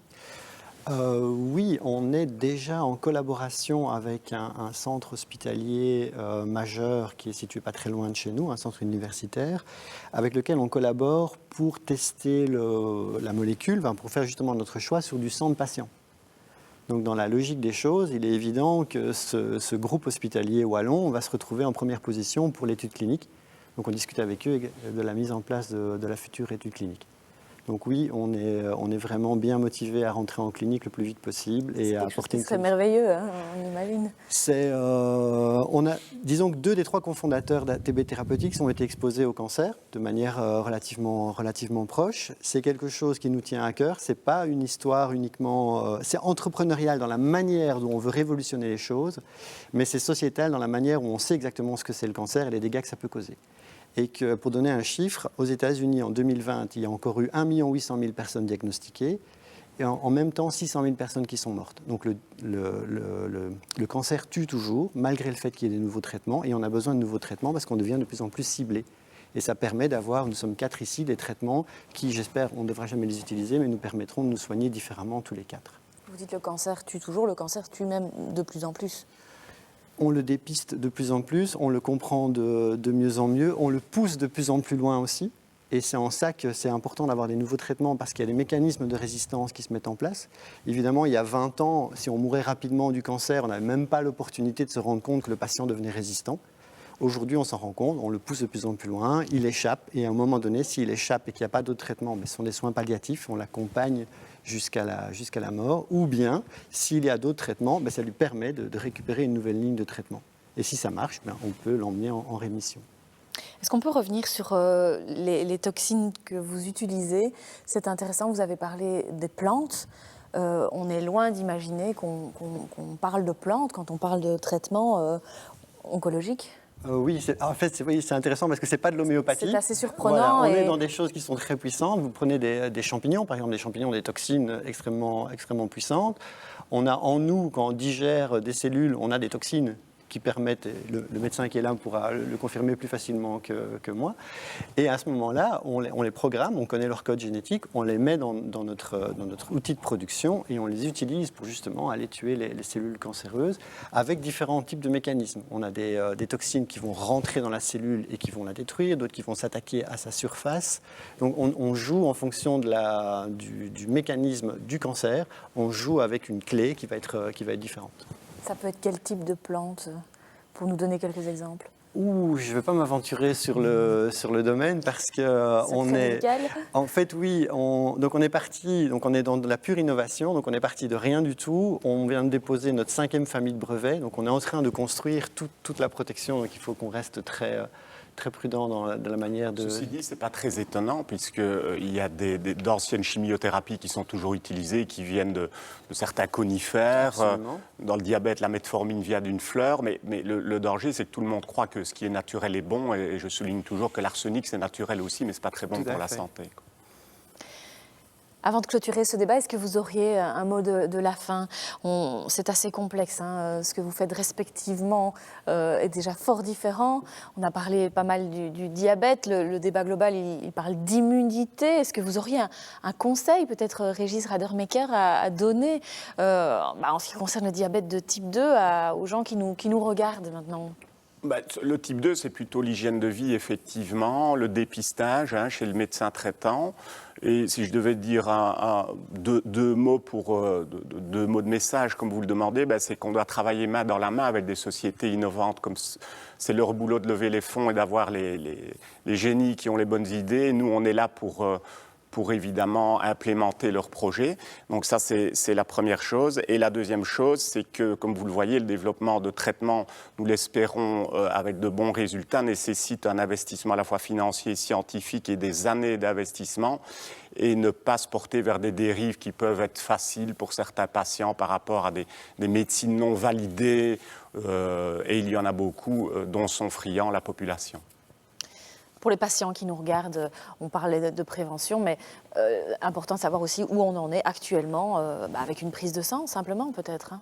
Pour dépister le diabète, une prise de sang chez son médecin traitant, à jeun, pas avec l'appareil d'un membre de la famille. Et la meilleure des choses, c'est pas très coûteux pour la société, ça peut rapporter gros, puisque on sait qu'il y a environ 200 000 personnes qui ont probablement le diabète de type 2 sans le savoir. Le type 1, évidemment, c'est plus facile puisqu'ils ont des symptômes directement. Si on ne le diagnostique pas, ils meurent assez rapidement. Donc, normalement, le type 1 se diagnostique très rapidement. Ce sont des gens qui vont uriner, maigrir, perdre du poids. Mais le type 2, effectivement, est un tueur silencieux qu'il faut aller chercher, qu'il faut aller traquer pour mieux le maîtriser, le soigner. C'est une maladie également immunitaire et inflammatoire, plus complexe qu'on l'imagine, puisqu'il y a pas mal de cytokines pro-inflammatoires qui agissent, et peut-être que certaines biotech s'investissent également dans le type 2 aussi. Et vont trouver des solutions. Plus tôt on va déceler ce diabète, mieux ce sera évidemment. Moins on aura de complications, meilleure sera la qualité de vie, moins d'infarctus, de thrombose, d'insuffisance rénale. Donc comme monsieur l'a dit, forcément il y a encore beaucoup de cancers parce que les gens vivent plus vieux, parce qu'on arrive à les faire vivre plus longtemps. Il faut des thérapeutiques de plus en plus ciblées, y compris dans le diabète. Il y a de plus en plus de classes pharmacologiques dans le diabète de type 2. Et donc il y a plusieurs objectifs. D'abord, c'est augmenter l'espérance de vie, mais pas à n'importe quel prix, avec des médicaments safe, qui améliorent la qualité de vie et qui réduisent les complications inhérentes au diabète. Et je pense que c'est un objectif médical louable. Si c'est augmenter la durée de vie, mais dans de mauvaise qualité, ça devient un débat éthique. Mais si c'est augmenter la durée de vie avec une bonne qualité de vie et peu d'effets secondaires et un rapport coût-efficacité pour la société qui est correct, là, on est tous gagnants, évidemment. Merci. Merci à vous. On va clôturer ce débat. Est-ce que vous avez un mot de la fin? Qu'est-ce qu'on peut vous souhaiter aussi à tous les deux et à vos entreprises? Je pense que ce qu'on peut avant tout souhaiter, c'est qu'on puisse rapidement avancer dans le développement de ces molécules et qu'elles soient disponibles pour les patients le plus vite possible. Et ça, dans notre métier, je trouve que c'est vraiment la motivation fabuleuse que l'on a, c'est de se dire que ce qu'on fait pourra éventuellement, plus ou moins rapidement, servir à sauver un patient. Et à ce niveau-là, je trouve que on peut même dire plus rapidement que moins rapidement, et je reste fasciné par l'évolution des technologies et des sociétés aujourd'hui où tout va de plus en plus vite, et je pense que ça ouvre beaucoup d'espoir pour des traitements à court ou moyen terme qui peuvent changer les choses. Merci. Un mot pour conclure je crois qu'on est tous les trois animés par la même vision. Il faut penser en termes de bénéfices pour le patient. Il ne faut pas s'acharner à développer un médicament qui va être une catastrophe. Et il faut avoir le courage aussi d'arrêter un développement d'un produit qui ne va pas vraiment servir la communauté. Ici, tout ce que je souhaite, c'est que pour IMSIZE, pour ATB et pour les autres sociétés, qu'on arrive à développer des médicaments qui vont réellement avoir un impact. Et s'il n'a pas d'impact, on ait le courage de ne pas les continuer. Et c'est ça qui anime les équipes, je pense, tous les jours, c'est cet impact-là. Merci à tous les trois d'avoir participé à ce débat. Alors on poursuit avec cette troisième partie du débat, comment prendre soin de son immunité. On arrive dans les choses encore un peu plus concrètes et pour en parler, nous avons deux invités à mes côtés. Catherine Monami, merci d'être avec nous. Bonjour. Vous êtes urgentiste et nutrithérapeute. Vous allez nous expliquer cette double vie, entre guillemets, que vous avez, ce changement de parcours que vous avez effectué. Et Étienne Delot, merci d'être aussi à nos côtés. Vous êtes chargé de mission à l'ASBL Espace Environnement. Voilà. Expliquez-nous en quelques mots ce que vous faites. Je suis biologiste de formation et je travaille sur la sensibilisation et l'information du public sur les questions de la pollution intérieure dans les espaces de vie. Donc vous donnez des conseils sur les aménagements intérieurs et aussi sur des comportements inadéquats en termes de production de polluants qui peuvent impacter la santé des habitants. Donc on va pouvoir parler de choses assez concrètes avec vous. Tout à fait. Merci à tous les deux d'être là. Catherine Monami, nutrithérapeute et urgentiste. Qu'est-ce qui s'est passé ? Vous êtes toujours urgentiste, mais vous avez cette nouvelle passion ? Oui, moi j'ai fait la médecine, et puis la médecine interne, et puis une compétence en médecine d'urgence. Et je travaille à la Citadelle depuis 18 ans. Mais j'ai toujours adoré la santé globale, en fait, et la nutrition. Donc j'ai refait une formation de nutrition. Et là, je travaille 7/10e comme urgentiste à la Citadelle. Et j'ai une consultation d'une demi-journée dans une médecine plus globale. Vous avez ajouté une corde à votre arc. Voilà. Oui, c'est intéressant de... Moi, vous savez, aux urgences, et quand je vais chercher les patients en SMUR, on est déjà très loin dans les pathologies, que ce soit cardiovasculaires avec des infarctus ou des maladies pulmonaires de bronchite chronique ou des AVC, les maladies neurologiques. Et donc, je pense qu'il est vraiment important que la personne fasse attention à sa santé, parce qu'on a vraiment notre corps, c'est vraiment une machine merveilleuse et on n'y fait pas toujours attention, et je trouve qu'il est vraiment important de revenir parfois simplement à l'essentiel. Donc un constat que vous avez effectué dans votre carrière de médecin, c'est qu'on arrive aux urgences, on a laissé quelque chose s'installer, il faut agir à la source avant, préventivement, finalement. Et c'est quelque chose qu'on ne fait pas dans nos médecines. C'est sans jugement aucun. Parfois, on n'est pas au courant. Parfois, on se laisse aller dans la vie. C'est sans aucun jugement. Mais parfois, on pourrait éviter. Ce serait tellement plus facile dès l'enfance, déjà, de bien manger, de faire des choses simples. La nourriture, le sport, la respiration, la diminution du stress. Dans d'autres sociétés, on ne fonctionne pas comme chez nous. Il y en a qui font mieux, il y en a forcément qui font moins bien. On doit s'inspirer d'où, en fait, de qui pour s'améliorer ? Dans toutes les sociétés, dans chaque société, on peut s'inspirer. On peut s'inspirer la joie de l'Afrique, on peut s'inspirer... je ne sais pas exactement comme ça, mais effectivement, en Chine, on utilise certaines techniques, la médecine ayurvédique indienne, tout ça peut être important dans la santé. Alors votre nouvelle formation de nutrithérapeute, est-ce qu'elle complète finalement ce que vous faisiez déjà, ou c'est autre chose ? C'est ces deux façons de fonctionner différentes qui sont quand même complémentaires ? Oui, c'est tout à fait.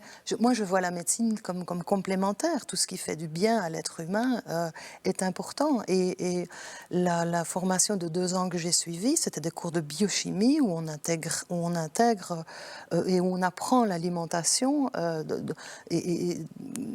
C'est complémentaire. Oui, c'est complémentaire, et c'est une approche très scientifique et biochimique de l'alimentation. Et votre formation de nutrithérapeute vous aide dans votre quotidien alors de médecin ? Aux urgences, quand je vais chercher des polytraumatisés sur la route, ça m'aide moyennement. Et quand j'intube une personne qui est en arrêt cardiaque, ça m'aide moyennement. Mais j'ai aussi dans la partie des urgences des patients qui sont moins atteints et où je peux leur demander, par exemple, et vous, que faites-vous pour vous ? Et là, distiller quelques petits conseils. Mais la médecine d'urgence, ce n'est pas vraiment l'endroit où on peut parler nutrition, de sport, de choses totalement respiration. différentes, évidemment. Voilà. Par rapport à votre rôle de nutrithérapeute, on a parlé d'immunité aujourd'hui globale. Vous auriez des conseils de base à donner sur l'alimentation à ceux qui nous regardent pour booster cette immunité, pour qu'elle soit au maximum, surtout en cette période de pandémie? Des petits conseils pratiques? Comme pour tout, je crois qu'il faut prendre la personne dans son globalité. D'abord, quand on est face à des virus, à des bactéries, la première chose, c'est peut-être de se protéger. Donc, se laver les mains, aérer les pièces. Si quelqu'un est malade, l'avoir un peu à distance. Ou maintenant, on porte le masque. Mais dans mon travail, on fait ça régulièrement. Après, on peut se protéger. Alors, ça passe. Pour avoir une bonne immunité, on peut se nourrir de façon anti-inflammatoire. Ça veut dire qu'on va augmenter les oméga 3. Les oméga 3, on les trouve dans les petits poissons, dans les noix, dans les graines de chia. Ça va améliorer l'anti-inflammatoire, le système anti-inflammatoire. Avoir une alimentation qui est riche en fruits, en légumes, qui vont apporter des antioxydants, tout ce qui est polyphénol. Ça va vraiment avoir une action importante sur le boost immunitaire. Cette alimentation végétale, elle doit être le plus colorée possible, la plus variée possible, la plus fraîche possible, pour garder tous les nutriments. Alors après, ok, si on se nourrit bien, c'est une chose, mais si on n'a pas dormi pendant plusieurs nuits et que notre sommeil n'est pas de bonne qualité, on va être épuisé, et le système immunitaire d'une personne épuisée ne fonctionne pas bien. Ça, on le sait aussi. On sait aussi que le fait de faire du sport, de respirer de l'air plein d'oxygène va apporter... Se faire plaisir, sport qui nous fait plaisir. Voilà, aussi. oui, on ne parle pas de sport de compétition, voilà. C'est 30 minutes de marche dans la forêt, par exemple. On sait que ça augmente les natural killers. Ne nous en privons pas. Et puis, quand on fait du sport, on augmente sa musculature. Dans la musculature, on a un acide aminé qui s'appelle la glutamine, qui est utilisé par les globules blancs lorsqu'ils se divisent. Si on a une bonne réserve de glutamine, c'est vraiment intéressant aussi. Donc, on a parlé du sucre dans cette émission avant. Le sucre va être... Le sucre, on parle pas des bons sucres dans les féculents et dans les lentilles, etc. Non, on parle du sucre pur. Le mauvais sucre qui du mauvais sucre que l'on a dans les biscuits. Qui n'a aucun avantage. Qui n'a aucun avantage. Ça, on sait aussi que ça diminue les réponses du système immunitaire. Donc je crois que c'est vraiment dans la globalité qu'il faut prendre... C'est des petits efforts dans différents domaines. Voilà, et faire au mieux. On n'est pas non plus complètement carré. On a une vie et le fait d'être heureux aide aussi notre immunité. Ça joue un rôle majeur, on imagine, d'être positif. Oui, je pense. Après, on peut aussi, j'y repense maintenant, gérer le stress, c'est quelque chose de très important. Alors, on peut aller dans la méditation. Méditer, on peut voir tous les travaux de Steve Lawrence, apporte un bien-être important. Et qui dit bien-être, dit une bonne santé, dit une bonne immunité. Voilà, donc c'est vraiment prendre l'individu dans sa globalité. Et le plus tôt possible. Merci Catherine, on va pouvoir y revenir. Étienne Delot, merci d'être avec nous. Alors on le disait, vous êtes chargé de mission à l'ASBL Espace Environnement. Quelles sont justement vos missions au quotidien? Vous vous rendez dans des habitations? Expliquez-nous. Non, nous on n'a pas ce travail d'expertise chez l'habitant. On travaille plutôt, on a une permanence téléphonique, les gens peuvent nous appeler pour nous poser des questions. On a des actions de sensibilisation avec le public via des groupes de personnes qui nous appellent et qui nous demandent une animation sur cette thématique-là. On travaille aussi avec des professionnels relais, donc des personnes qui sont en contact avec des bénéficiaires et qui vont recevoir la formation et qui pourront, par leur contact privilégié avec leurs bénéficiaires, transmettre peut-être des informations qui peuvent être utiles pour améliorer le confort, le bien-être et la santé par rapport au cadre de vie. Alors, quelles sont les questions? Vous pouvez nous donner quelques exemples que les gens vont vous poser ou vont-ils vouloir agir quand on parle de logement, finalement? C'est souvent des questions par rapport à l'humidité, parce que c'est quelque chose qu'on voit très facilement, évidemment. L'humidité, si on a un souci, il y a des moisissures qui vont s'installer. Et donc, ils vont essayer d'avoir des informations précises pour pouvoir contrôler, résoudre le problème. D'autres points, c'est peut-être aussi tout ce qui concerne les fumées de combustion. Donc, quand on a des problèmes d'odeur dans les maisons liés à des systèmes de chauffage, ça peut être aussi des problèmes liés à la présence de solvants ou des choses qu'ils ont entendues, ils veulent des confirmations. Ça peut être aussi dans le choix des matériaux dans les processus de construction et reconstruction des maisons.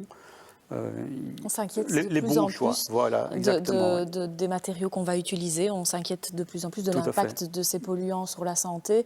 Vous devez le voir, j'imagine, au fur et à mesure des années, c'est que la prise de conscience, elle est réelle. On parlait d'immunité. On sait que l'immunité, elle se construit avec les expériences. Est-ce que trop nettoyer son logement, faire preuve de trop d'hygiène, finalement, est-ce que c'est mauvais pour nous? Ça, c'est une question qui aurait été plus peut-être à poser aux premiers intervenants de la matinée, parce que les mécanismes de l'immunité, ça c'est pas nécessairement mais vous devez avoir un avis, j'imagine, là-dessus. Mais quand on lit les informations, on voit quand même qu'il y a deux tendances et on suspecte qu'il y ait justement un manque d'exposition du système immunitaire à des bactéries, à des stimulants pour construire le système immunitaire. Mais aussi, il y a des questions aussi qui apparaissent maintenant par rapport à la capacité même de l'organisme de pouvoir concevoir son immunité, parce que exposé à une multitude de substances dans notre environnement. Et en fait, quand on compare, parce qu'on parle toujours pourquoi est-ce qu'il y en aurait plus à l'intérieur qu'à l'extérieur, quand on compare la qualité de l'air intérieur à un endroit déterminé par rapport à la qualité de l'air à l'extérieur à cet endroit-là, la qualité de l'air intérieur est toujours moins bonne, parce qu'elle a cette spécificité en termes de type de molécules qu'on ne trouve pas à l'extérieur, et elle a aussi une plus grande concentration, tout simplement parce qu'on va non seulement apporter pas mal de polluants par nos actes au quotidien, ça peut être nettoyer, ça peut être cuisiner, ça va produire beaucoup de vapeur, ça va entraîner l'apparition peut-être de moisissures sur les points froids, donc les ponts thermiques dans l'espace intérieur. Donc, on va peut-être bricoler dans la maison, on va repeindre, on va entretenir le plancher. Enfin, toutes ces actions-là peuvent modifier les équilibres chimiques de la maison et nous exposer à des quantités de substances qui sont parfois assez réduites. Mais justement, il est là le problème. Il y a beaucoup de substances et en petite concentration. Et on ne sait pas s'il y a un impact ou non par rapport à la santé. Et c'est vraiment un cocktail, hein. C'est des dizaines et des dizaines de molécules en petite quantité. On ne s'en rend pas bien compte, à mon avis. Comment est-ce qu'on peut faire pour savoir où on en est justement avec la qualité de son air intérieur? On fait comment pour tester cela? Ça, ce n'est pas possible. Il faut faire appel à un laboratoire spécialisé qui va faire... Il y a des gens qui font appel pour savoir où ils en sont. Hein, donc, ce sont des études qui coûtent assez cher. Par contre, si vous avez une pathologie, donc un problème respiratoire, on parlait de problèmes de sommeil, on parlait de problèmes cutanés, de névralgie à répétition, et que vos symptômes s'améliorent quand vous êtes hors de la maison ou hors de l'espace où vous suspectez que c'est ce cadre-là qui impacte votre santé, vous pouvez demander à votre médecin de faire une prescription pour avoir la visite d'un SAMI, donc un service d'analyse des milieux intérieurs, qui lui va venir faire une analyse et ensuite va proposer des pistes de solutions par rapport à ce qu'il aura trouvé dans la maison en relation possible avec le problème de santé. Donc si on a un doute, c'est toujours une bonne démarche qui est celle-là malgré tout. Il faut qu'il y ait une démarche médicale derrière. Donc gratuitement, la seule façon en tout cas de se protéger, c'est de réduire la quantité de substances qui rentrent, c'est-à-dire dans nos choix de consommation et nos comportements de vie. Et l'autre point, c'est d'aérer et renouveler l'air. Donc, aller toujours au plus simple possible dans le choix des produits, des matériaux qu'on va utiliser. et renouveler l'air au moins une fois par jour. Donc ça va un peu dépendre de la... Ça, c'est peut-être déjà quelque chose qu'on ne fait pas Non, naturellement, bien si on n'y pense pas. Et puis en hiver, c'est compliqué. Vous imaginez, on n'arrête pas de... C'est peut-être la première chose à faire. Tout à fait. Renouveler l'air. On nous dit, attention, l'énergie, ça coûte cher, etc. Mais il faut bien se rendre compte que si vous aérez la maison 10 minutes par jour, vous n'aurez pas le temps de refroidir la structure. Or, c'est la structure qui coûte cher à réchauffer. Et donc, si on fait juste un courant d'air 10 minutes dans la maison, 10 minutes, un quart d'heure, eh bien, vous remplacez l'air. Et l'air va se réchauffer tout de suite parce que la structure va la réchauffer. Donc, c'est toute la maison alors qui ramène l'air à la température qu'elle avait au départ, finalement. Par rapport à ces perturbateurs endocriniens, est-ce que vous avez quelques exemples à nous donner de mauvais comportements, hormis le fait de ne pas aérer sa maison, mais est-ce que vous avez d'autres exemples à nous donner ? Pour les perturbateurs endocriniens, donc on parlait tantôt je parlais tantôt des petites doses et justement les perturbateurs endocriniens, ce sont des substances qui agissent à petite dose. Donc il n'y a pas d'effet limite dans la concentration. Et c'est ce qui représente le danger de ces substances, d'autant plus qu'elles interagissent avec le système régulateur du corps humain. Et donc c'est très très important de limiter son exposition à ces substances. Alors quelles sont-elles ? Ça peut être quoi, une couche de peinture qu'on va mettre ? Ça peut être des assouplissants dans les matières plastiques, ça peut être une surface vinylique, ça peut être les peintures, les rideaux de douche, enfin, tous ces matériaux en plastique de type PVC par exemple, peuvent libérer ce qu'on appelle des substances assouplissantes des matières plastiques et qui peuvent avoir un effet perturbateur endocrinien. Ça peut être faire le choix de manger bio, parce qu'alors, du coup, on va fortement réduire la quantité de molécules type pesticides et autres dans son alimentation. Comment est-ce qu'on va se rendre compte que notre système endocrinien est touché ? Peut-être vous pouvez nous répondre, nous aider. Comment est-ce qu'on va se rendre compte qu'il y a un problème ? Qu'on a fait quelque chose, voilà, je ne sais pas, moi, on a mis... Si je peux, en fait, c'est très vicieux, hein, parce qu'en fait, on se rend compte parfois que ce n'est pas vous êtes exposé à un perturbateur endocrinien maintenant, eh ben, ce n'est pas vous qui allez avoir les soucis, mais c'est l'enfant que vous allez avoir plus tard, ou si vous êtes exposé pendant une période de grossesse, eh bien, c'est l'enfant qui, à l'âge adulte, aura des problèmes, par exemple, de fertilité. Et ça, c'est ça qui rend les études très très complexes quand on travaille sur le perturbateur endocrinien, c'est faire la relation de cause à effet entre l'exposition et le problème de santé. Et comme vous dites, l'effet arrive des années parfois. Parfois, ça peut être transgénérationnel sur une ou deux générations. Donc il faut vraiment essayer de faire malgré tout attention à Le principe de précaution doit être de rigueur.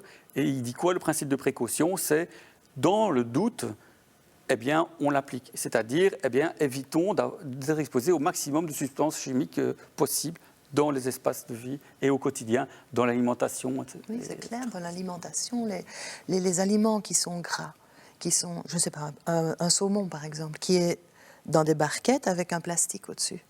Le plastique, avec les perturbateurs endocriniens, est transmis au saumon. Il rentre dans le poisson. Dans le saumon, dans le fromage, dans les huiles en plastique, tout ce qui est gras, pas absorber. Les perturbateurs endocriniens du plastique vont migrer vers le produit gras. Il y a une migration. Et donc, on ingère tous ces aliments. Donc, mais même les boîtes de sardines, on se dit, c'est en fer. Mais le côte intérieur présente aussi des perturbateurs endocriniens. Donc, qu'est-ce qu'on dit, nous, en consultation ? On essaye de prendre, par exemple, ces huiles dans des bouteilles en verre. Le poisson, on essaye de l'acheter en dehors des barquettes. Des sardines, les acheter dans des pots en verre également. Essayer de limiter au maximum, parce que, comme monsieur dit, c'est de toutes des petites doses qui sont distillées au quotidien, donc dans l'alimentation, dans l'air qu'on respire, dans les déodorants qu'on utilise, dans les crèmes qu'on utilise. Voilà, donc je ne suis pas experte en perturbateurs endocriniens, mais je sais qu'il y en a partout. Et donc c'est aussi vraiment, en ce qui concerne l'alimentation, faire une alimentation le plus naturelle possible, pour juste, et sans packaging, etc., pour essayer d'éviter au maximum ces substances. Et les cuisiner dans des matériaux non émissifs. Dès qu'une poêle avec un revêtement anti-adhésif est abîmée, on le jette. Les plastiques griffés, corrodés, on les jette. On ne chauffe pas des aliments dans du plastique qui n'est pas adapté. Et si possible, on ne le chauffe pas dans des plastiques. On préfère des récipients en verre. C'est nettement, à mon avis, moins problématique. Parce que aussi, les choses avancent. Donc on se rend compte que les produits qui ne le sont pas nécessairement maintenant, enfin qui ne sont pas catalogués maintenant comme problématiques, le seront peut-être demain. Il y a plein d'exemples comme ça de substances, de molécules, de fibres. Et puis il faut tant qu'on accepte la situation, qu'on ait des preuves scientifiques. C'est compliqué parfois à mettre en place et ça prend énormément de temps. Donc je pense que si chacun adapte certains comportements comme ceux dont on vient de parler au quotidien, eh bien, à terme, ça va être bénéfique pour la santé, et la santé des enfants et des enfants des enfants. Et ça, c'est... Il y a tout un rôle, message. comme on le disait tout à l'heure, d'éducation à avoir et transmettre justement cela. La santé, je reviens toujours là-dessus, mais c'est très global. C'est l'air qu'on respire, c'est l'eau qu'on boit, c'est ce qu'on mange, c'est ce qu'on vit, c'est le stress, c'est le sommeil. Si on essaye de chaque côté de faire au mieux, en gros, de ces facteurs, comme on peut, parce que comme vous dites, c'est pas toujours facile. Non, et puis ça ne sert à rien de stresser, ça va nous faire on va perdre les bénéfices de la bonne alimentation, du sport, donc etc. faisons au mieux, et puis toutes les études sont faites et sont en attente, et on pourra encore apprendre de tout ça, bien sûr. On a une question d'un téléspectateur, merci d'ailleurs d'en poser des questions. Avez-vous été particulièrement sollicité, Monsieur Delot, en cette période de crise sanitaire ? Par rapport à Par rapport justement à l'environnement intramuros. Les gens sont restés davantage chez eux, ils ont eu peut-être plus le temps de se soucier de leur environnement. Mais je pense que la préoccupation maintenant des gens est ailleurs, c'est-à-dire que ils ne pensent plus nécessairement et on a moins d'appels, on a moins d'interactions. Oui, on a moins d'appels. Donc, alors qu'au contraire, parce que les gens sont préoccupés par quoi, selon par vous le Covid dont on parle partout. Mais comme ils passent plus de temps chez eux, ils pourraient peut-être vouloir... Oui, ça, je n'ai pas d'explication. En tout cas, moi, je n'ai pas d'appel ciblé. Par contre, par rapport à ça... J'insiste sur l'importance de renouveler l'air pour justement évacuer tout ce qu'il peut y avoir dans les maisons. Et on parlait tout à l'heure des bons petits gestes par rapport au Covid. Il faut quand même aussi rappeler que par rapport au nettoyage, et les gens ont l'impression qu'ils doivent désinfecter et surdésinfecter les espaces de vie. On vient de voir dans les interventions, j'ai écouté ce qu'il disait à propos justement des bactéries, ces bactéries dont on ne sait pas si elles disparaissent de nos environnements, est-ce qu'on ne devrait pas les conserver et on doit les garder? Ben si, on fait pire. Il y a des quantités de bactéries indispensables au bon fonctionnement de notre organisme, que ce soit au niveau des microbiotes, au niveau de la peau et autres, et qu'on détruit avec cette désinfection. Et quand on cherche un peu et on va vers des sites officiels, que ce soit Service public fédéral ou la région wallonne ou autre, on se rend compte que les conseils, ce n'est pas désinfecter. Les conseils, c'est laver votre maison. Et moi, je dirais même plus, lavez-les avec les produits les plus simples possibles. Et la désinfection, c'est uniquement quand il y a un cas avéré de contamination. À ce moment-là, on agit et c'est médical. Mais on reste des gens, entre guillemets, normaux. Et donc, la désinfection dans un cadre de vie normal n'est pas à appliquer dans les maisons. Oui, n'est pas recommandé du tout. Une autre question pour vous, de nouveau. Ne faudrait-il pas plus de normes à respecter pour les matériaux de construction? Mais ça avance. Il y en a de plus en plus. Le problème, c'est qu'on veut toujours mieux faire en termes de technologie et de produits les plus adaptés, les plus faciles à appliquer, qui vont sécher le plus vite possible, etc. Donc, ça veut dire qu'on est toujours un peu peut-être en retard d'une guerre par rapport à ça. Mais il y a des réglementations. Au niveau belge, ça commence à arriver.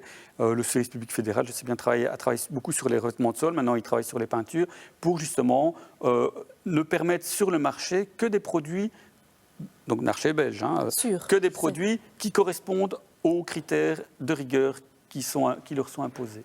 Et donc, ça avance, mais tout ça prend du temps. Et c'est vrai qu'on pourrait dès lors se dire, je fais le choix de matériaux écologiques ou plus respectueux de la santé et de l'environnement. Ça existe aussi, il y a des entreprises qui travaillent avec ces produits. On peut aussi le faire en autoconstruction et ça vaut la peine de s'intéresser et s'interroger. Et ça, on peut aussi informer les gens sur ce genre de questions. Vous avez dû voir les choses fortement évoluer par rapport à il y a 10 ans, 20 ans, 30 ans, où il y avait aucune norme finalement. Enfin, j'exagère peut-être un peu, mais on est loin de ce qu'on essaye d'approcher maintenant. Moi, je dirais que c'est un peu peut-être fort lent, mais ça avance. En France, on a ces labels, ces étiquettes avec comme les codes sur l'électroménager, là, ABCDE, donc en fonction des émissions de COV. Ça, on n'a pas encore ça ici. Non, en fait, on l'a mis sur l'alimentaire. Voilà. Mais il y a un biais à ce système. C'est-à-dire que c'est un label et donc le label se réfère à 12 substances chimiques. Et ça veut dire que si vous êtes une 13e qui, elle, est embêtante, mais qui n'est pas dans le label, elle peut les mettre, vous passez à côté. Tandis qu'en Belgique, on a choisi l'option de justement déterminer les substances que l'on ne veut pas et c'est eux qui choisissent le critère. Et je trouve ça plus pertinent parce que ça ne laisse pas le choix au consommateur, parce que du coup, quelqu'un pourrait acheter un produit très émissif D parce qu'il ne coûte pas cher. Mais ça n'a pas de sens. Et, tandis qu'en Belgique, on n'a pas ce risque-là. On choisit des A, des A+, et on ne donne pas le choix au consommateur. Alors, bon, il y a peut-être un prix à payer un peu plus important, mais là, il y a une garantie par rapport à ce que l'on met sur le marché, et la santé du consommateur est clairement mise en évidence et en avant. Et je trouve ça plus pertinent, en tout cas. Merci. On a une nouvelle question. Quelles seraient les précautions à prendre pour éviter les perturbateurs endocriniens ? On a essayé d'y répondre tout à l'heure quand on parlait de la barquette de saumon qui s'imprègne du plastique. Vous en auriez d'autres, des conseils, Étienne Delot, à nous donner à ce sujet, les précautions, principes de précaution? C'est vaste, hein. Donc, très global, moi je dirais, très complexe. L'alimentation bio, si ça, on l'a dit et je le répète et j'y tiens. Ou alors, si vous achetez des produits conventionnels, lavez-les convenablement. J'ai entendu, j'ai vu des articles qui montraient qu'en trempant les fruits et légumes dans une solution à 1%, donc de bicarbonate de soude, en laissant tremper un quart d'heure, je pense, et puis en les rinçant, il y a moyen de retirer, rien que par le trempage, une certaine quantité de produits qui seraient posés dessus. Avec du bicarbonate de soude. Voilà, un trempage. Ça, c'est la question aussi donc, des ustensiles de cuisine. La question aussi donc, des autres problèmes liés, par exemple, aux biberons. Donc, les biberons, pendant tout un temps, étaient en polycarbonate. On a remplacé le polycarbonate A par un autre polycarbonate, qui maintenant s'avère tout aussi embêtant. Voilà, privilégier, on le disait tantôt, des ustensiles en verre, en métal, en inox. Moi, je pense aussi aux produits pour nettoyer. On peut remettre le vinaigre blanc, pour refaire les frigos, par exemple. On peut nettoyer au bicarbonate. Ses mains, on n'est pas obligé d'avoir un savon bactéricide. On prend un simple savon. C'est très bien. Revenir à des choses un peu plus simples, classiques. Du savon de Marseille. Pour le linge, utiliser des produits qui sont moins toxiques. Je pense aussi aux vêtements. Acheter des vêtements de très bas prix. Quand vous sentez ces vêtements, il y a des odeurs de phénol, etc. Ça aussi, c'est toxique. Donc, ces toxiques sont un peu partout. Dans les jouets d'enfants, même si ça devient...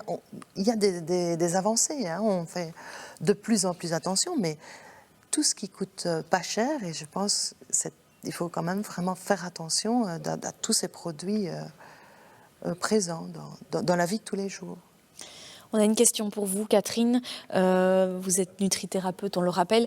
Beaucoup de régimes à la mode proscrivent certains aliments. Ne faudrait-il pas aller au contraire vers plus de variété ? Oui, moi, quand on me demande les questions de régime, déjà, régime, je fais jamais de régime. Le régime, on fait son régime et on attend juste de l'avoir terminé pour remanger autrement. C'est pas le but. Le but, c'est de trouver une alimentation qui nous convienne, qui soit le plus naturelle possible, avec tous les éléments possibles. Il n'y a pas d'éléments interdits. Bien sûr, si on mange frites, pizza et chips, c'est certain qu'on n'a pas de nutriments indispensables à notre fonctionnement humain. Donc, c'est une alimentation naturelle, sans éléments interdits, mais avec des éléments qui soi-disant étaient interdits comme petit plaisir. Mais la majorité de l'alimentation doit être variée, colorée, le plus fraîche possible.